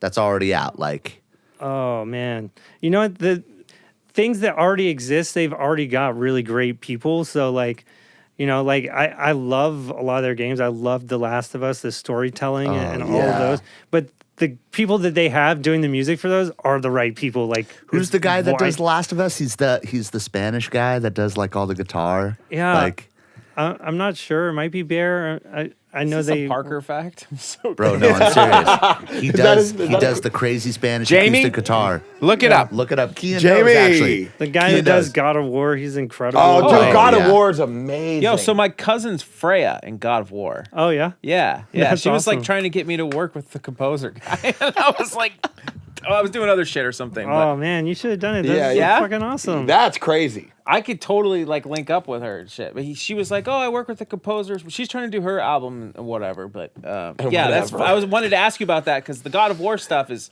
pretty sick. Dude, everybody at Sony is awesome to work with. If you have an opportunity to work with any of the people on their music team, like definitely do it. And it's just like, for me, it's been an amazing experience. Really, I mean, they're doing things at the highest level Right. possible in the gaming world. Like, I couldn't say enough good things about the whole team at like the Sony music side of things. Well, how do you balance that now that you have like a day job, quote unquote, right? And you get another project like a film that you're contracting. So like, do you have like a certain amount of like hours that you devote to it, or you be like, hey, I got to take this project on for a little bit, guys. Make sure like, how does that work for you? I've pretty much I've been killing myself. I can imagine, right? Yeah, Bro, it sounds like it. I've been developing this game for 2 years and also composed for John Wick 4 over the last year. Like I literally would oversee this project and work literally all day developing Right. the game. And then as soon as I was done with that, I would start composing for John Wick and just work the rest of the night. I've worked Jeez. nonstop for like 2 years straight. Literally, like everybody on the team like takes 2 weeks off around the holiday. I spent the entire 2 weeks composing for John Wick to like finish it, to get it done in time. I definitely have to like work on Chilling? balance in my It's- life yeah. soon, because I also still write music for my yourself, artist too, yeah. project. You're a savage. I struggle just- with that too. It's really no, hard. I have 'cause- actually one great thing that happened when I accepted the job at First Contact and to start Overseeing. doing the game stuff. I kind of like viewed that as like almost like closing the chapter on like Castle Vania, and like Yeah. I kind of like, okay, like I did the artist thing, I toured all over the world. And it was a real struggle for me because for years, over a decade, everything in my life was focused on building this artist Yeah. project and building up my touring career and all of that. And then like really deciding to like walk away from that and pursue this other thing was really, really hard for me. And like, would I imagine. really went through like, for real, like internal struggles, like keeping me up at night, like, because 100% of my income almost was from touring. Yeah. And so like deciding to make like a big shift like that was like Scary. pretty scary. Luckily things all played out the way that they did. But I really viewed it as kind of closing the chapter, like, oh, I'm going to put this behind me and build this new thing as a composer. But what I've found is that all of these things ended up like feeding into each other. And like, so I didn't release any music as like Castlevania for like a couple years. One nice part about that was like when I came home after working on the game, I could just turn off and I could just like Right. actually relax for the first time in many years. Yeah. Because when you work for yourself, you're always kind of, you know, or like if you're building an artist career or just like, It's all you think about. yeah, all the time. You're never really switched off. You're always kind of a little bit in work mode or 100% work mode. Right. Yep. So that was kind of nice. But then what happened was like all these new listeners started finding my music through the games that I worked on and the movies that I worked on. And I didn't even look at like anything that was going on. But then like one day I looked at my Spotify and like my streaming numbers were like way higher than they ever were when I was like actually trying to Oh my God. trying to be an artist, like touring. And so I was like, oh fuck, like, and people would like messaging me like, oh, when are you gonna like drop some new music and all this? So like when the pandemic happened, we were all just sitting around. It's you like know, and, like, Castlevania time, baby. I was like, yeah, let me write some tracks and just put something out. And like now it's like, exploded. Like we've got way more people streaming my music and listening to my How music. much more? More than double. I looked. Really? You Yeah. have like 2 Wow. million monthly listeners or something right now, I think. And I had like over 1 million, like right when John Wick 4 dropped, it like really exploded, like even more than ever. Now it's come back down a little bit, but it's still in a good place. But I really just do 2 million's pretty good. Yeah. I think it is 2 million, right? No, it's below 2 million now, but It's in the millions, though. yeah. Yeah, you're doing fine. Thank you for joining us on this week's episode of The Excellent Show. This episode is brought to you by XLNTSound.com. If you're an EDM producer and you need some serious sounds, make sure you guys go to XLNTSound.com. They have everything you need from Serum presets, project files, remakes, and even free downloads for you guys. And check out all these different testimonials that all these heavy-hitting EDM producers are saying about XLNTSound.com. And on top of that, use code THEEXCELLENT at checkout to save 10% off your next purchase. Thanks, Excellent Sound. Let's get back to the episode. It would be, I would say, I would like to gotta see take- you and Deadmau5 go at it. I know you would fuck him up. That guy's never done a sport in his life. Hey, yeah. By the way, just a quick Joel's, side note, I could never hit Joel. is He's been Joel- too nice and too cool. Yeah, That's yeah. cool. I was gonna can't say because never- that's why I wanted to never, ask. never. Just a quick little tangent here. I've heard from some people that he's an amazing, easy, awesome, supportive dude, and then I've heard from some people that he's a fucking douchebag. So, what's your experience with him? Dude, he's always been super cool and nice to me. Yeah. I've seen him be an asshole to some people, but those people might have deserved it. I don't know the, Yeah. But he's always been super cool to me. Obviously, like, backed me and released my music and was flying me Absolutely. around on his fucking jet. And, he connected. Well, me and Steve Duda kind of connected outside of that, but he put in like a good word with me with Steve Duda. And like, we didn't even talk about this, but like Steve was like, Yeah, I'd love to talk about Duda with you for sure. Yeah, that'd be cool. Yeah, fucking he's the awesome guy. man. He was one of my best friends in the world for like several years. We kind of like don't keep in touch as much as we used to, just because like life You guys are and both everything. doing amazing stuff right now. Yeah, Busy but people. I created. I had Serum like a year before anybody else. I made a bunch of the Yeah, you're in the stock Damn. presets. Made the factory presets? Yeah. and a didn't bunch know of the that. wavetables that it comes with. I made a whole bunch of the factory I content. had no idea. But Steve also used to mix my records back in the day. Like he literally would let me bring over my iMac. I'd bring like my whole setup to his house, to his studio, and we would mix my songs together. And that's like how I learned to like mix and master my Wow. music. It was like Wow. hanging with him. Was it in Logic? Yeah.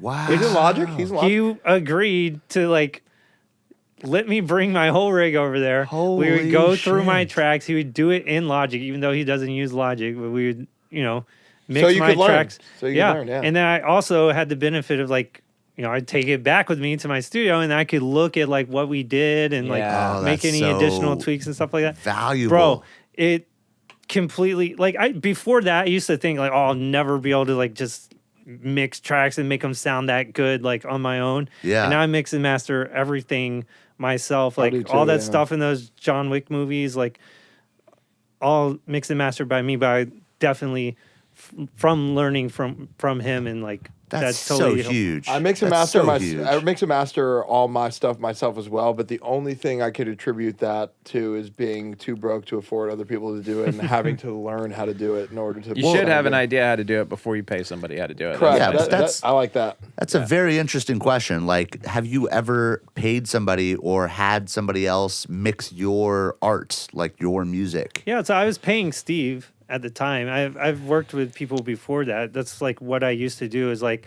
I would produce out the idea and then I would pay somebody to help me like mix it and master it and like Yeah. elevate the sound quality of it. So I did that for years. Did you agree with the decisions? I mean, obviously with Steve Duda, like he's the man with that. But like Well, with I- other I've- people, did you ever agree or Every disagree? time I've ever done it, it was a situation where I could like be in the room and do it with interesting. them. So I was like very involved in the process, just like I wanted to tap into their knowledge. So I learned a lot through doing that over the years.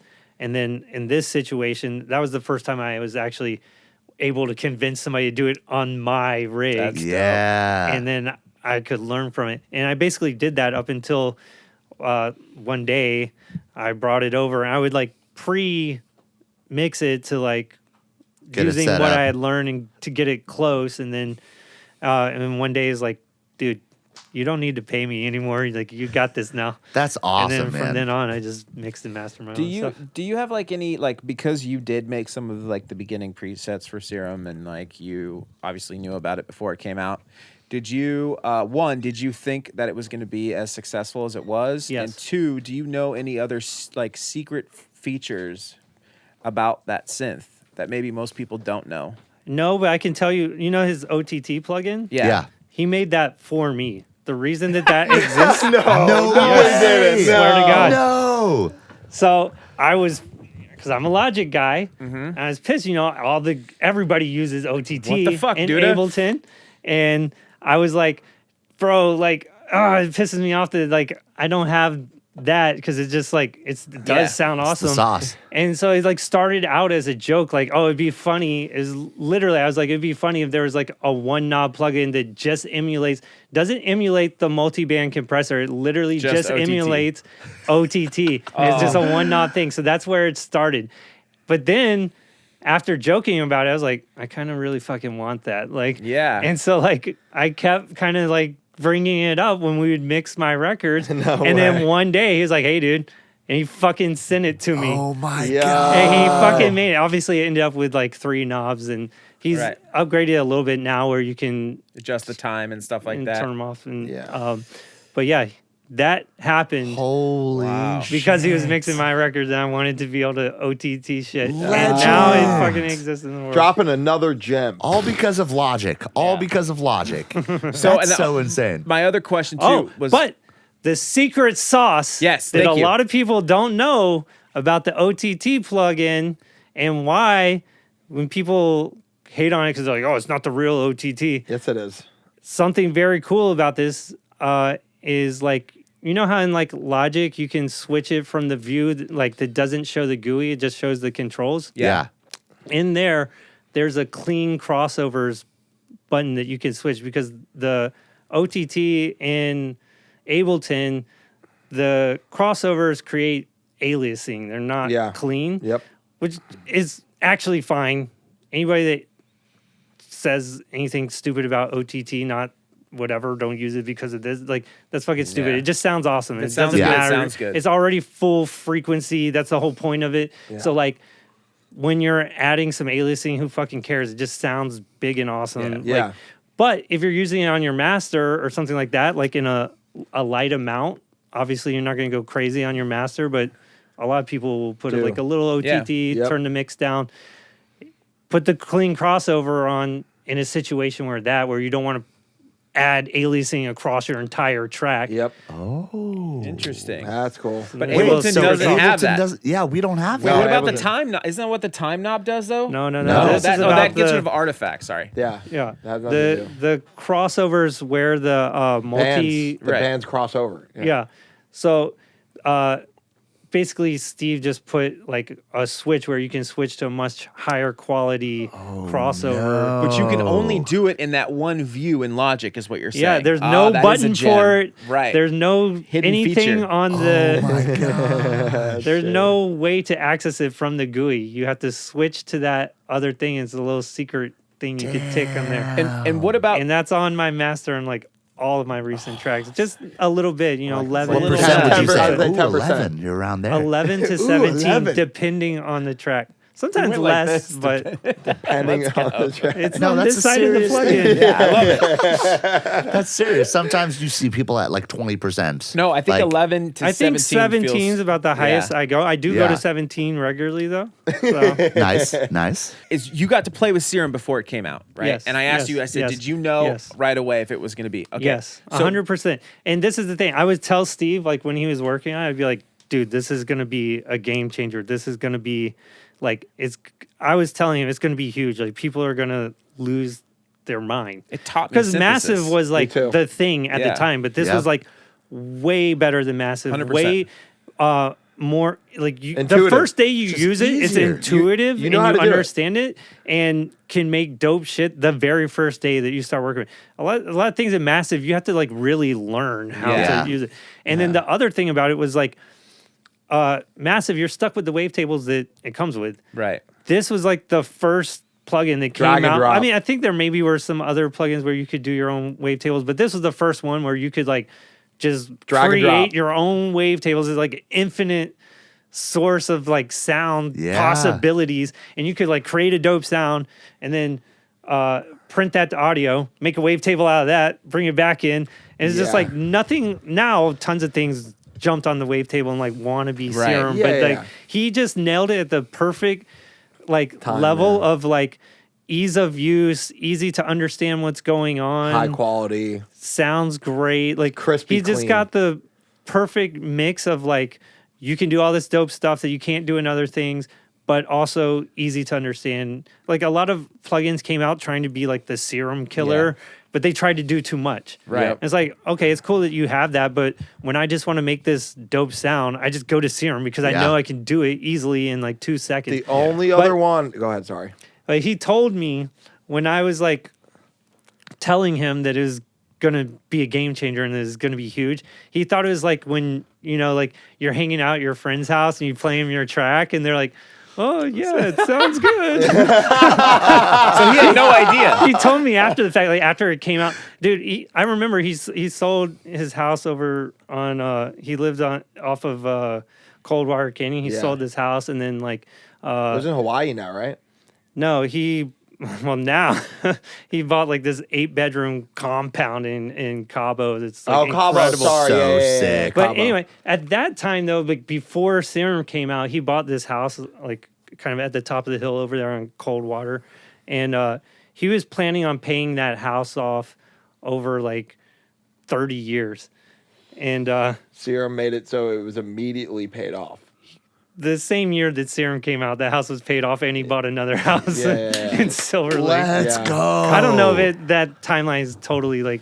But he bought a beautiful, amazing place out in Joshua Tree. Like it's got like 50 acres. and, Oh like, my a God. beautiful place, Serum money be stacking. bro. It's if you think about it, it's the most popular Synthesizer. music creation tool out there. Yeah, it is. because everyone in every DAW that's serious about making music Has it. has Serum. Every person. Every DAW. Every DAW. So it's even more popular than the most popular DAWs because Every he's- DAW has it. Yeah. yeah, everyone like if you're wanting to be a music producer DJ, which like everyone on the face of the planet now, just about Yeah. Yeah. like if you're serious about it at all, Serum. like the first thing you get is Serum. Yep. You're right. Bro, I he will- killed it, It's a and it's Great price. deserved. It's a great price. It's deserved. It's deserved. It's You deserved. can't crack it. And Yes, you can. all Yes, these you other can. companies, you can crack it, but why would you? He can't updates update it it, all yeah. the time. And you can pay like fucking 25 cents a month to rent to or own on $5, Splice. yeah. Yeah. But I will say, and this is no hate on Serum because I use it all the fucking time. The only other one for me that really did it just as well, and no hate on Serum once again, but better in completely different ways, is Vital. Vital fucking did it. Sure, but I did- would It's a copy. They copied it. Would Vital exist had Absolutely Steve no Duda- shot. No. But There also it is. too, It's a clone. So it's a clone. But is. no, but it's different. It though. does some great things. I'm not hating. I own it. It's a- cool. I love it. It's great. I love it. It's great. But check this out. Dude, think about this though. All these plugin companies that existed before Serum came out, like Native Instruments and stuff like that, and no hate to any of them, but they're like entire corporations working to Yeah. make these devices. One dude. This is Steve fucking Duda chilling at his house in Yep. between mixing my fucking records and like Avicii or whatever else he was doing, just coding. Just this dude Who's just amazing. got on his computer and typed some fucking code and created by himself like the dopest music. 100%. Like, Straight up. bro, he deserves every penny. Yes. And he's like a nice, humble dude. Bro, he was literally, when I say just him, he was also answering the fucking tech support emails by himself. Really? And now he has like a few Yeah, of people that course, he's of brought on course, board. of course. But he was literally answering the fucking emails, like Yes. sitting right next to me. I've met him a couple times. He is a very, very sweet, the most unassuming, sweet, humble dude you've ever Humble, met. Yeah, great guy. really nice guy. You know where he kind of like got his start in music? He worked on Nine Inch Nails' The Fragile. Yeah. I did know that. Really? One of the I didn't greatest sounding know that. albums of all time. Yep. In my opinion. Holy cow. Him and I did. Deadmau5 had like a little project together. Did you know that? Yeah, too? they did. Yeah, I knew They about still that. do that sometimes. They do. Yeah. No, him and Deadmau5 are like best friends. They're Yeah. like been friends forever. Yeah, they're dogs. He's the one actually. Like Deadmau5 told Steve that I was cool and that he should hang with Yeah. me because we were booked on like a same gig in Mexico sometime, and so like we end up traveling down there together just because Deadmau5 was like, "Oh, Dylan's cool," like, but then he's the one that kind of like played my music for Deadmau5 and told him like, "Oh, you should like sign him." Oh, or, no like, way. kind of like all so Dude, those sorts of- the sick. way that your whole universe has connected is fucking ridiculous. It's just It's insane. weird. Actually, when I think about it, like but you want to know what? Like, okay, so I just want to point out there is a cocktail of right time, right place of luck and talent. But the most important part of that cocktail is the talent. If you aren't amazing at what you do and so committed to what you do and loved what you do as much as you are, then there's no way any of these things would be possible. You know? yeah. Something else that I think is a part of it is obviously like relationships are, even Everything. through all these stories, relationships are super important. But I never like pursued these relationships with these people out of like wanting to gain anything from them Huge. or anything like that. It was about the creative first. It was about like, I think these people's art is really cool and I would like to do something Learn. cool with them around that. It wasn't like, oh, could you like plug me into this? Or like, you know, I didn't hit up Tyler Bates like, oh, I want to like work on movies. Will you like, you know, like I just wanted to make some cool music together. Like Yeah. I was- So I was- important to say. It's a huge, it's gigantic. I, So I important. feel like I get hit up a lot of times by people like trying to like, You Finesse. feel it though, right? yeah, you feel can it right away. sense it. And it's just like, it's weird, you know? Dude. And I just know like from myself, I know that that's not like The ever relationship. been my attention in anything that's ever ended up leading to something that, you know, helped my career. It all came from like an authentic place. Quick break from the pod. I just wanted to share with you that we have an exclusive link in our description containing hundreds of the most accurate remakes in the EDM industry. That's right. I said it. Not only that, we have organized folders containing hundreds of Ableton racks and Serum presets ready to be thrown into your project. This might be too big of a secret to share with your friends, so let's keep it between us girls. You're probably thinking that it's going to cost you hundreds of dollars to get these exclusive sounds, but you'll be pleasantly surprised to see how affordable it actually is. Hope you got a big enough hard drive. Check the link in the description called Producer Vault, and let's get you back into the episode. When we were talking about you know, we were fucking around about talking about sparring, you said, I don't know, you're kind of like above my weight class, right? Like, I kind of think in my head that like you would mop the floor with me just on the fact that you have more experience than I do. So like, do you think that weight, like when we're talking about Jake Paul and like, I mean, he beat Tyron Woodley. Like Tyron's pretty big, right? But what do you think it is about the weight class? Tyrone Woodley is Way a smaller. welterweight. He put on weight because legally for them to even hold the fight, they have to match a weight class. But he put weight to fight Jake Paul. Jake Paul fights at like, what was that fight at? Like 190 something or something like that? Yeah, around there. And he's cutting to make weight to Right. fight these guys who are like not cutting at all Yeah, or that's putting true. on weight to That's very fight true. him. It's bullshit. And yes, I agree that like having training and skill set and all that is going to help you to be able to fight someone at a higher weight class. But naturally, someone who's bigger is going to hit way harder. Right. Yeah. So like your punching power probably is stronger than mine just off the bat because you're a bigger person. Right. So I would have to like really rely on my Skill. years of training Right. to like put myself in a position. Like I know exactly what I would do if you and I were to do that. Me too. No, I would use distance until you tried to close distance, and then whenever you're trying to close the distance, I would be as close as possible in a clinch or takedown scenario. Takedown and all there day. would be no middle range for me whatsoever. Right. Because Interesting. your power is going to be stronger, and if you can connect with me, Lights out. it's going to be harder. Not necessarily lights out, Yeah. but You have to You're- know how to punch too. Like it's not just like people don't know how to punch. But I know that you did Yeah. did some classes at Boss Roots and Yeah. Spot, and like I don't know your experience or whatever. Just if I'm gonna fight a bigger person, it's from a distance or as close as possible because you can't really like knock somebody out. You can hurt somebody Right. whatever from here. But Fight IQ, baby. That's nice. Yeah, fight IQ. Dylan, what are you? serious. That makes like sense. 185? no, dude, I he's 155. Oh my god! I'm right around there as well. Yeah. Are you But serious? no, We're no. weight class, bro. We know. Everyone knows that That's you would fuck me crazy. up. It's all good. I know that he'd fuck me up, and I'm down to go do it. It's fun. Well, Frank, I'm- it's No, no, very in hard to sparring- believe that Yeah, you sparring- weigh how much Bro. you weigh. I weigh.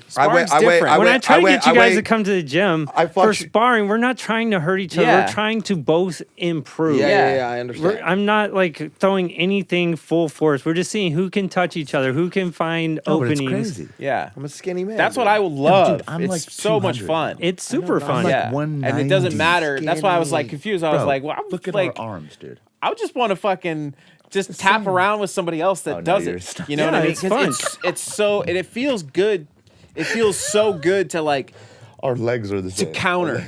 Countering is No, the the- best feeling in the world. Yes, It's it the really best is. feeling in the world. Yeah. I remember the first time I ever slipped a punch and countered and landed a clean shot like that Yeah. feeling. As to is- see. Yeah, that's what it's about.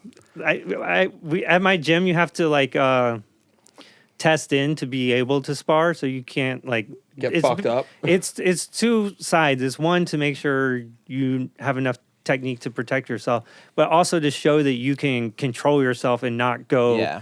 100% and hurt your partner. Yeah. So wait, can I get a little aggressive for a second, Sure. Danny? Mm-hmm. You have some content on your phone. Oh yeah. Can we share that content at Sure. the moment? Are you comfortable with that? Yeah. I love sharing it. Dude, we gotta show Dylan. It's the perfect moment Okay. of like, I don't know if like how it's gonna work with the pod or like whatever. I can but, tell like, the story, and then they could. Yeah, I show want it. you to tell the story, and then we can show Dylan because it's really cool. I was there, you were there, Yeah. and it's like a cool thing, Right. Because this is pre-Boss Rootin', right? This is before I've done any sort of MMA training Yes, or anything like this that. is just natural instinct. Yeah, it's kind of a weird situation. Killer instinct. Yeah, we essentially. we worked at Guitar Center Hollywood, and there's like crazy people coming in all the Oh, time. yeah, yeah. And like, I mean, growing up, I've been in like one like fight or like maybe two, but like nothing that's ever been more than like a one punch or like some type of wrestle. But I used to wrestle my friends all the time. Not that I have any sort of like actual like wrestling training at all, right? But I knew like a couple things. So anyway, besides the point, Guitar Center's got crazy people. We're watching. This one here in Hollywood, or Yeah, yeah, Especially that one. straight Yeah. up. yeah. So I'm coming back from lunch, and I was a lot smaller then too. Like, I mean, I wasn't small, but I was more thin, basically.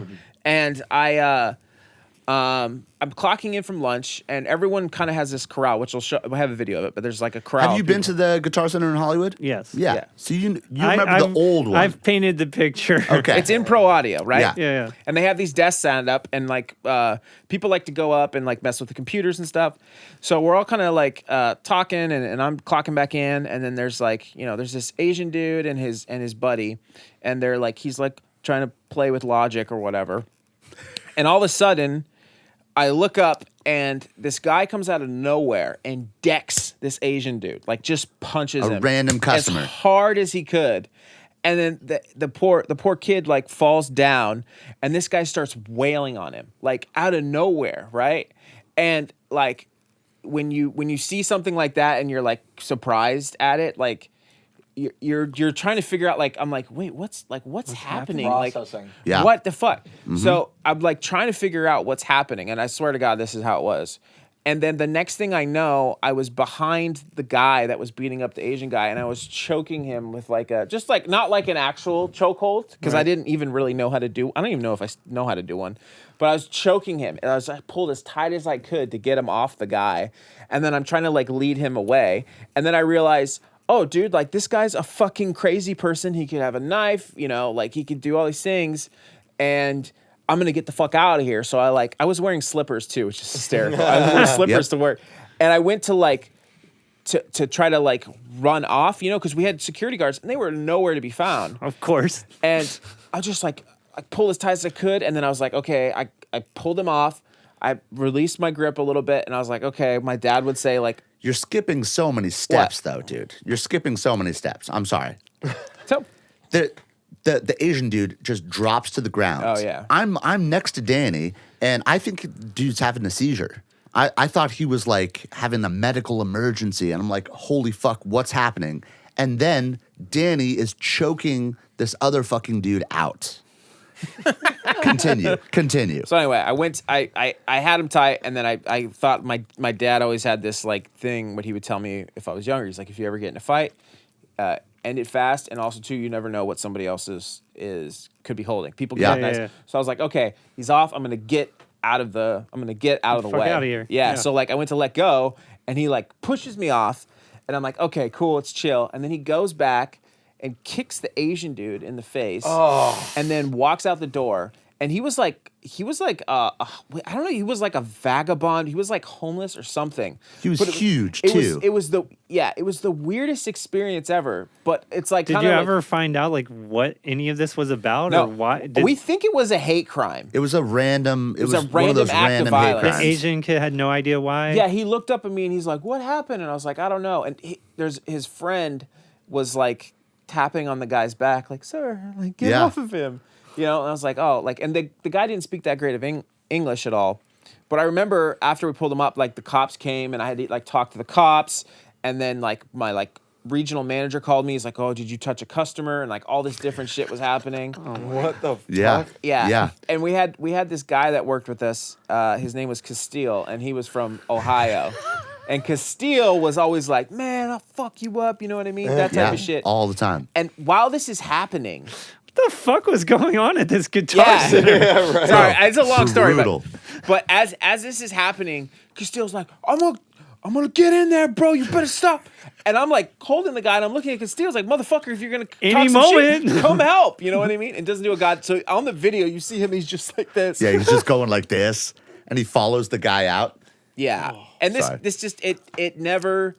It was the weirdest fucking thing. I felt terrible for the guy. And then at the very end, he looks at me and he goes, who's going to pay for this?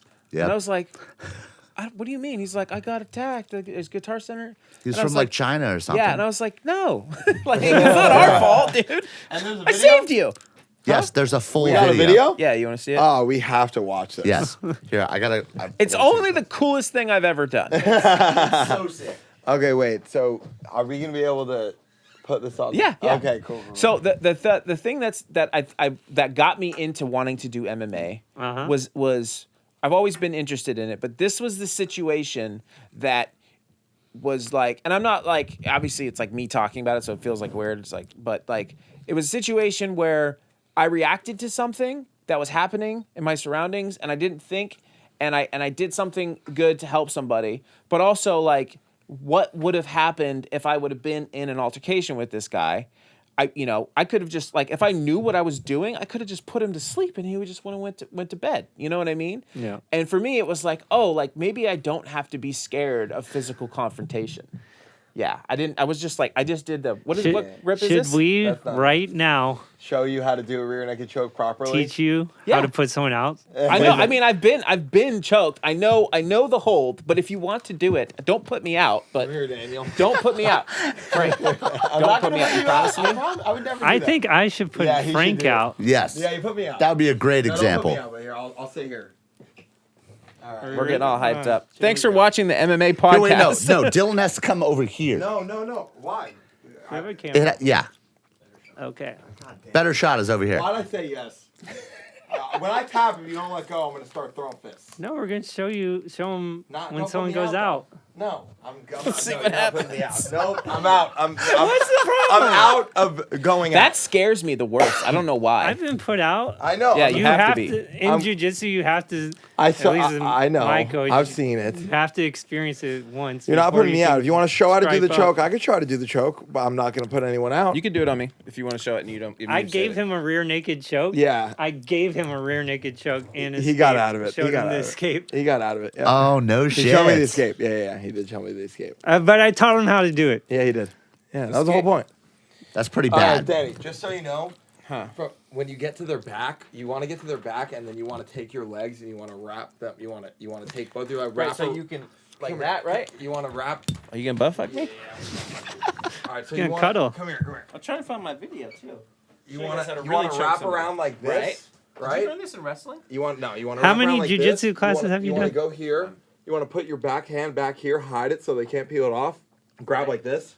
Okay. Boom, boom, and then you want to arch your back away. No. See? Yeah, but if I'm trying to get hold on, do that again, but don't do tight, Okay. right? So you got me. Am I just there's nothing? So what you want to do is you want to to peel the top hand. You want to try to find the top hand and peel it down, because this then one. pull it down. Then I can't. Then I But can't. here's the thing: your arm placement could be better. 'cause there it is.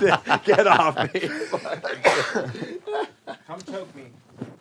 Don't put me out. I'm pretty close though. I'm right there. Your arm is creating the pressure here, Yeah. which you're not cutting off the breathing. You want to Where cut off was these I? Oh, arteries. Oh, the arteries. Wait, I was It's right the there. blood flow that I you know. wanna I cut. thought I was right there. No, your arm was like not deep enough. Oh. So. The thing that weirds me out You can is still this get taps like that, but if you want them to go like night, you want to go deeper and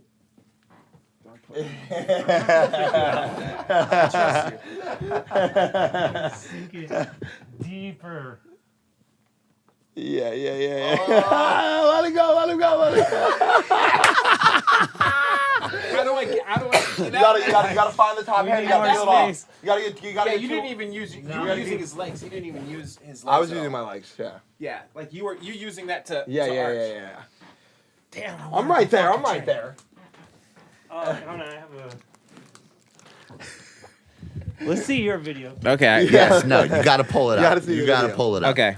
You guys want to do the video and then do Would You Rather's? Yeah. Yeah. And I want to Yeah, see yeah. his video, but Yeah. talk amongst yourselves while I find this real quick. Hold on. How we doing? Let's go fight, bro. Let's go. I Yes. want to get choked out. That was sick. I don't know why. I like it. No, I the kinda first like a little bit. You just said that you. I know. I didn't want to go to most. sleep, but like after doing it, I'm like, oh, like there's. I don't know. There's like it's a not weird that bad. thing. I don't know why Frank's making it such a big deal. No, It's but not- it is really exciting, dude. I remember. So Daniel Karoff, Auntie Boy. you Yeah. know, so he's like been training boxing for like 2 years. He's weighs way more than me. Is way stronger than me. I was like, dude, if you commit to doing no striking, I can take you down and choke you out in less than 30 seconds. He was like, there's no way, I'm too strong. And I was like, it doesn't matter. I'll use your weight against Right. you. I will make you step into me and then use Yeah. your momentum against you. And he was like, that's not possible. I was like, all right, let's go outside. We took our shoes off, went outside. I don't know, 13 seconds, fucking takedown, choke. No he was shit. Like, he was like, you weren't joking. I was like, yeah, if we were striking, you fucked me up. But If you have you're no, No, ground dude. trading, you fucked. don't know You're anything. fucked. Yeah. Dude, my former jiu-jitsu coach is a LAPD detective, so he trains with a bunch of cops, and he would have the cops come in, and he would have me roll with them like big, fucking like Yeah, muscle. burly motherfuckers. He would have me roll with them with like, Yeah. Your Skinny size. guy. Yeah. yeah. and like he taught me all this stuff to do. I would like wrap these guys out, let them get themselves tired, and then submit them. Wow, man. Yeah. That's Especially so sick. especially if you can't get them right away and you figure out a way to wear on them so they get gassed and then they give up. Bro, that's like That's the number one way. what I do is just like tie them up yeah. in some way where they have I to found it. expend a lot of energy and I can just chill. So that's me like clocking back in from lunch right here. That's Parker, I think. Or Parker's right there or right there. No, that's Parker. Yeah, see and it? then Yeah. this guy's Castile. So watch me first, but then watch Castile. This is the guy's friend, and this is the dude that got attacked, and this is the guy right here about, look at him, he did like a running start. Just for no reason. No reason. What the fuck? Oh shit. Oh, damn. Oh shit. That's Castile time. That's his friend.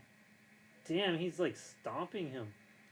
Oh, Danny. Boom. Danny's going in. Slippers. Got him. Danny's going in. Got him. I'm out of here. Oh! Fuck this. No. Coolest thing I've ever Danny, done. good shit. out. My guy. And then everyone at this poor guy, dude. And like as he's leaving, he just kicks the guy in the face. I love that you did that so much. Holy Yeah, I shit. think, and that's what I'm saying is that's what got me into like wanting to do that because it's like just having a moment where you like need to do something like that and like react and like if I had more Blacked out in a good way. yeah, but if I had more like training, like I mean obviously I did enough to get the guy out of there, right? But if I had more training, I could have put him to sleep, and that would have been sick. With the position you were in right there, you could have put him to sleep Yeah. easily. And that dude's fucking huge. Yeah, he was really is big. fucking He was really big. huge. Yeah. Yeah. I've been this close to being completely put out before, just me and my brother fucking around. I was like, yeah, try it. I want to see what it feels like. And like, you go tunnel vision, like it starts going black from the outsides in. It goes Like those old TV shows? Yeah, and if that tunnel completely closes, you're out. So I let it get to like right here, and I was like, get me out of here. Like it's really, it literally goes like this. But when Yeah, you can put someone out like way faster than you think. Like it's a few seconds. when you you've sleep. been put out, like does it okay? Like because I've heard like if you get have you been knocked out before? No. Okay, but you've been put to sleep. Isn't it like you're doing it and then 1 second you're like, you know, oh I'm about to go to bed, and then the next it's like time just like passes like you just had anesthesia. Is it like that feeling like? Yeah, pretty much. Like, Yeah. You just wake up, you're like, oh shit. Okay, that's what it feels like.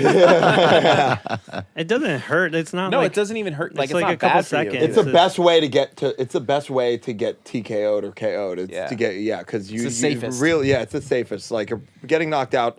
You know, you hear these stories about people getting knocked out. They're like, yeah, I woke up. I did the post-fight interview. yeah. I went to the hospital. Woke up 3 hours later. Remembered none of it. Like, Right. Yeah. So All right, that's why it was such But a when big you get deal. choked out, like you remember everything. Yeah, everything. Yeah. All right. Should we do some would you rather's? Let's Get close? do it. Yeah. All right. Cool.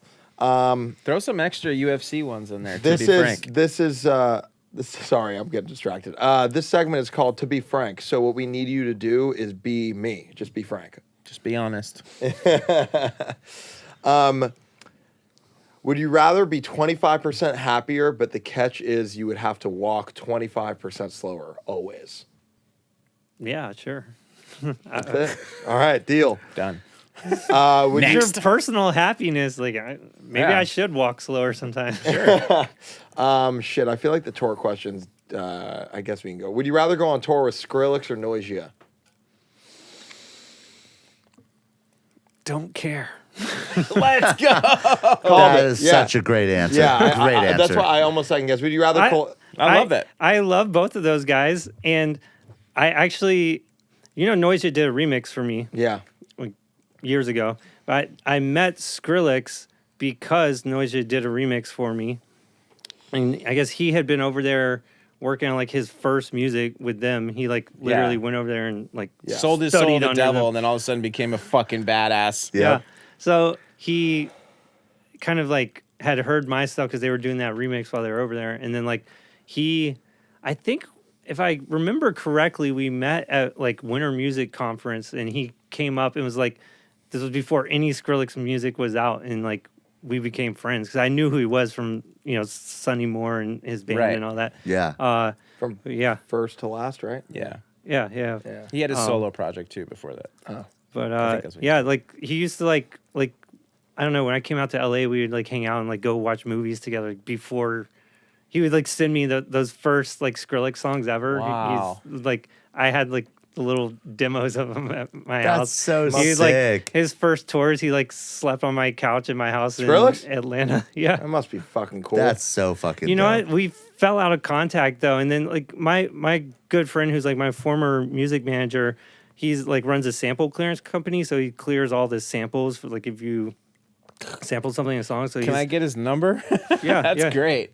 Yeah, I can connect you guys for sure. But he, for years and years, has cleared all of Sonny's samples.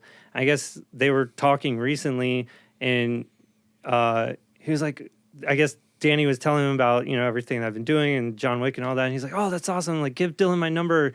Like, let's reconnect. And Danny, like, called me up. He's all excited. He's like, oh, I was just talking to Sonny. He wants you to hit him up and all this. And he gave me his number. And then, like, I texted him and he never texted me back. It's all good, though. He's on top of the fucking world right now again. And, wish nothing but the best to him. But That's so sick. See, I love this. I love these questions. How they lead to that Because they story. can lead to that. Yeah. That was awesome. Awesome. Very jealous, but yeah. I have toured with Noisia. They were on one of those identity festivals. Of course you have.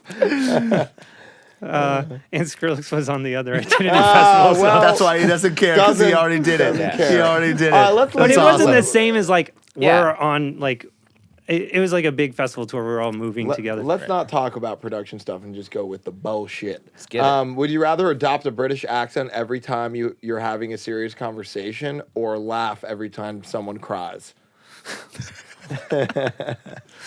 Oh, I'm gonna have to go with the British accent. Yeah. You know, I think we should change that to like a Russian or German accent. It's one that's not so pretty, because I feel like all of us think English accents are cool, Yeah. right? Yeah. Australian's the best, but English Yeah, is and if you're close. trying to be serious, it could help you be taken Yeah. a little more seriously. That's why Like, all I the feel like software British- demos are in British. Yeah. Yeah, Would you rather talk like Yoda or breathe like Darth Vader? Darth Vader. Yeah. Fuck Okay. yeah. More sample friendly. Yeah, Um, it's just cooler. would you rather stub your toe or get a paper cut? This one a big This contention. one's pretty the most controversial. controversial one. Very we got. controversial. How bad of a stub are we talking? Doesn't matter. All stubs last 30 seconds or less. Frank's already selling him. I don't know. I feel Paper like cuts there's- last a while. They sting. I don't know, man. I've had some bad stubbed toes though. I used to skate. You're going paper cut? I go paper cut. Oh, shit. Oh, that's a new one. That's a new one. I like it. A refined There's gentleman. there's stubs where you like break the skin and it's like yeah, that's they can just- be pretty bad.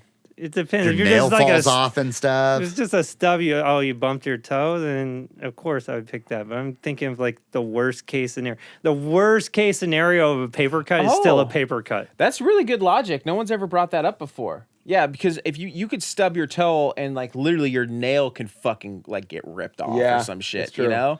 So that kind of makes sense. Your Parker- whole No matter toe- what, your a whole paper toe could cut fall is off. still going to be a paper cut. right. A cardboard cut though. Those suck. Those do suck. Parker, Paper cuts suck. Those things Yeah. do sting. It's not pleasant. It's not pleasant. Neither of them are pleasant. Hence the reason for the would you rather. Would you? Oh wait, hold on. I lost my spot. Oh yeah. Would you rather give up air conditioning and heating for the rest of your life, or give up the internet for the rest of your life? Whoa, I haven't heard this one before. Yeah. Once. You like that? I like this one. He likes it. Internet or heating and air conditioning for till the day you die? Which one? I feel like this is a little easy. I don't This think is so. This I is know an what. easy This question. is tough. This is tough. It's hard as fuck. I love this question. He loves I it. have some thoughts. Bro, unlimited information or Yeah, you're internet. a little bit comfortable? a lot of bit comfortable. Well, if you're cold, you can put more blankets on. You The can thing always is layer that- up. Anybody like in Europe or like other parts of the world, like what the fuck are you talking about? Like they hardly even use air conditioning. Yeah. Yeah, I think about that. Like back in the day when there was no AC and it was Bro, just hot as here's fuck. the We thing, haven't gotten though. an answer. No Here's the answer. thing though. I live in the valley. Yeah, it's Yeah, hot as it fuck. I is might hot. actually die. It's hot as fuck. I live right up It the road is. from you, dude. It's hot as fuck in the summer. But you have fans. No, that counts as air conditioning. Unlimited information. Bro, it gets hot as fuck. It But does yeah, get hot. Yeah, I'm probably gonna have to keep the internet. All right. That's the correct answer, you guys. Come on. Yeah, me I too. think I think Are it you is. going to No. give up internet for Well, then you AC can't release and heater? songs. We can't do our business. We can't do a bunch of shit without Yeah, the internet. I'm just thinking about like, oh, I want to buy like this new like music production software and I have to like go try to find a disc somewhere. floppy disk. I like to idealize myself in my head. Like, no, I could go off the grid. Fuck the Right. internet. I could be that guy. But then like, But no, I couldn't live without air conditioning like that. You just no. Bro, you couldn't answer emails about doing a fucking John Yeah. Wick No, no, movie. no. Straight up. Actually, it was way easier than like you. Yeah, you're totally right. Okay, would you rather be able to have sex in only one position for the rest of your life or only watch one porno for the rest of your life? Oh, this is easy. Oh. I have to mix up the positions. Yeah, same. Likes to mix it up. That's all That's I a got. great That's the answer. end of That's the a To Be great Frank answer. segment. I like these new ones. Yeah, I like the new ones too. Cool. Yeah, I pulled some new ones out. I was like, like we can't that. keep getting repetitive. FM from A or FM from B? Yeah. Those are that's the baseball That's the question. hitter. That's the baseball Do you have your question. baseball questions, or you want, Oh yeah, we should definitely you want to the do some more baseballs. questions, or now you good? He's good. FM from A or FM from B? That's it. From a. FM from FM from A. Yes. Interesting. Yes. I like that. That's a new one for sure. I love those. Yeah. All right. Should we wrap it up? I think so. Yeah. Should I do it? Yes, please. All right, that ends this episode of the Excellent Podcast. Thank you all for watching. Go like, comment, subscribe. I am Frank Zagarino, aka Ranks. These guys are Excellent Sound, and this is Dylan, Lake Castle Vania. Thank you so much for coming. Love you all. That's it for this one. Peace My out. pleasure. Thanks for having me, guys. Love you, buddy. Yeah. Peace. Awesome. Go buy some sample packs. And go watch Yes. John Wick, all of them, and buy video games. Are you like sending a memo to yourself for later? Yeah. Go buy a PS5. Note to self.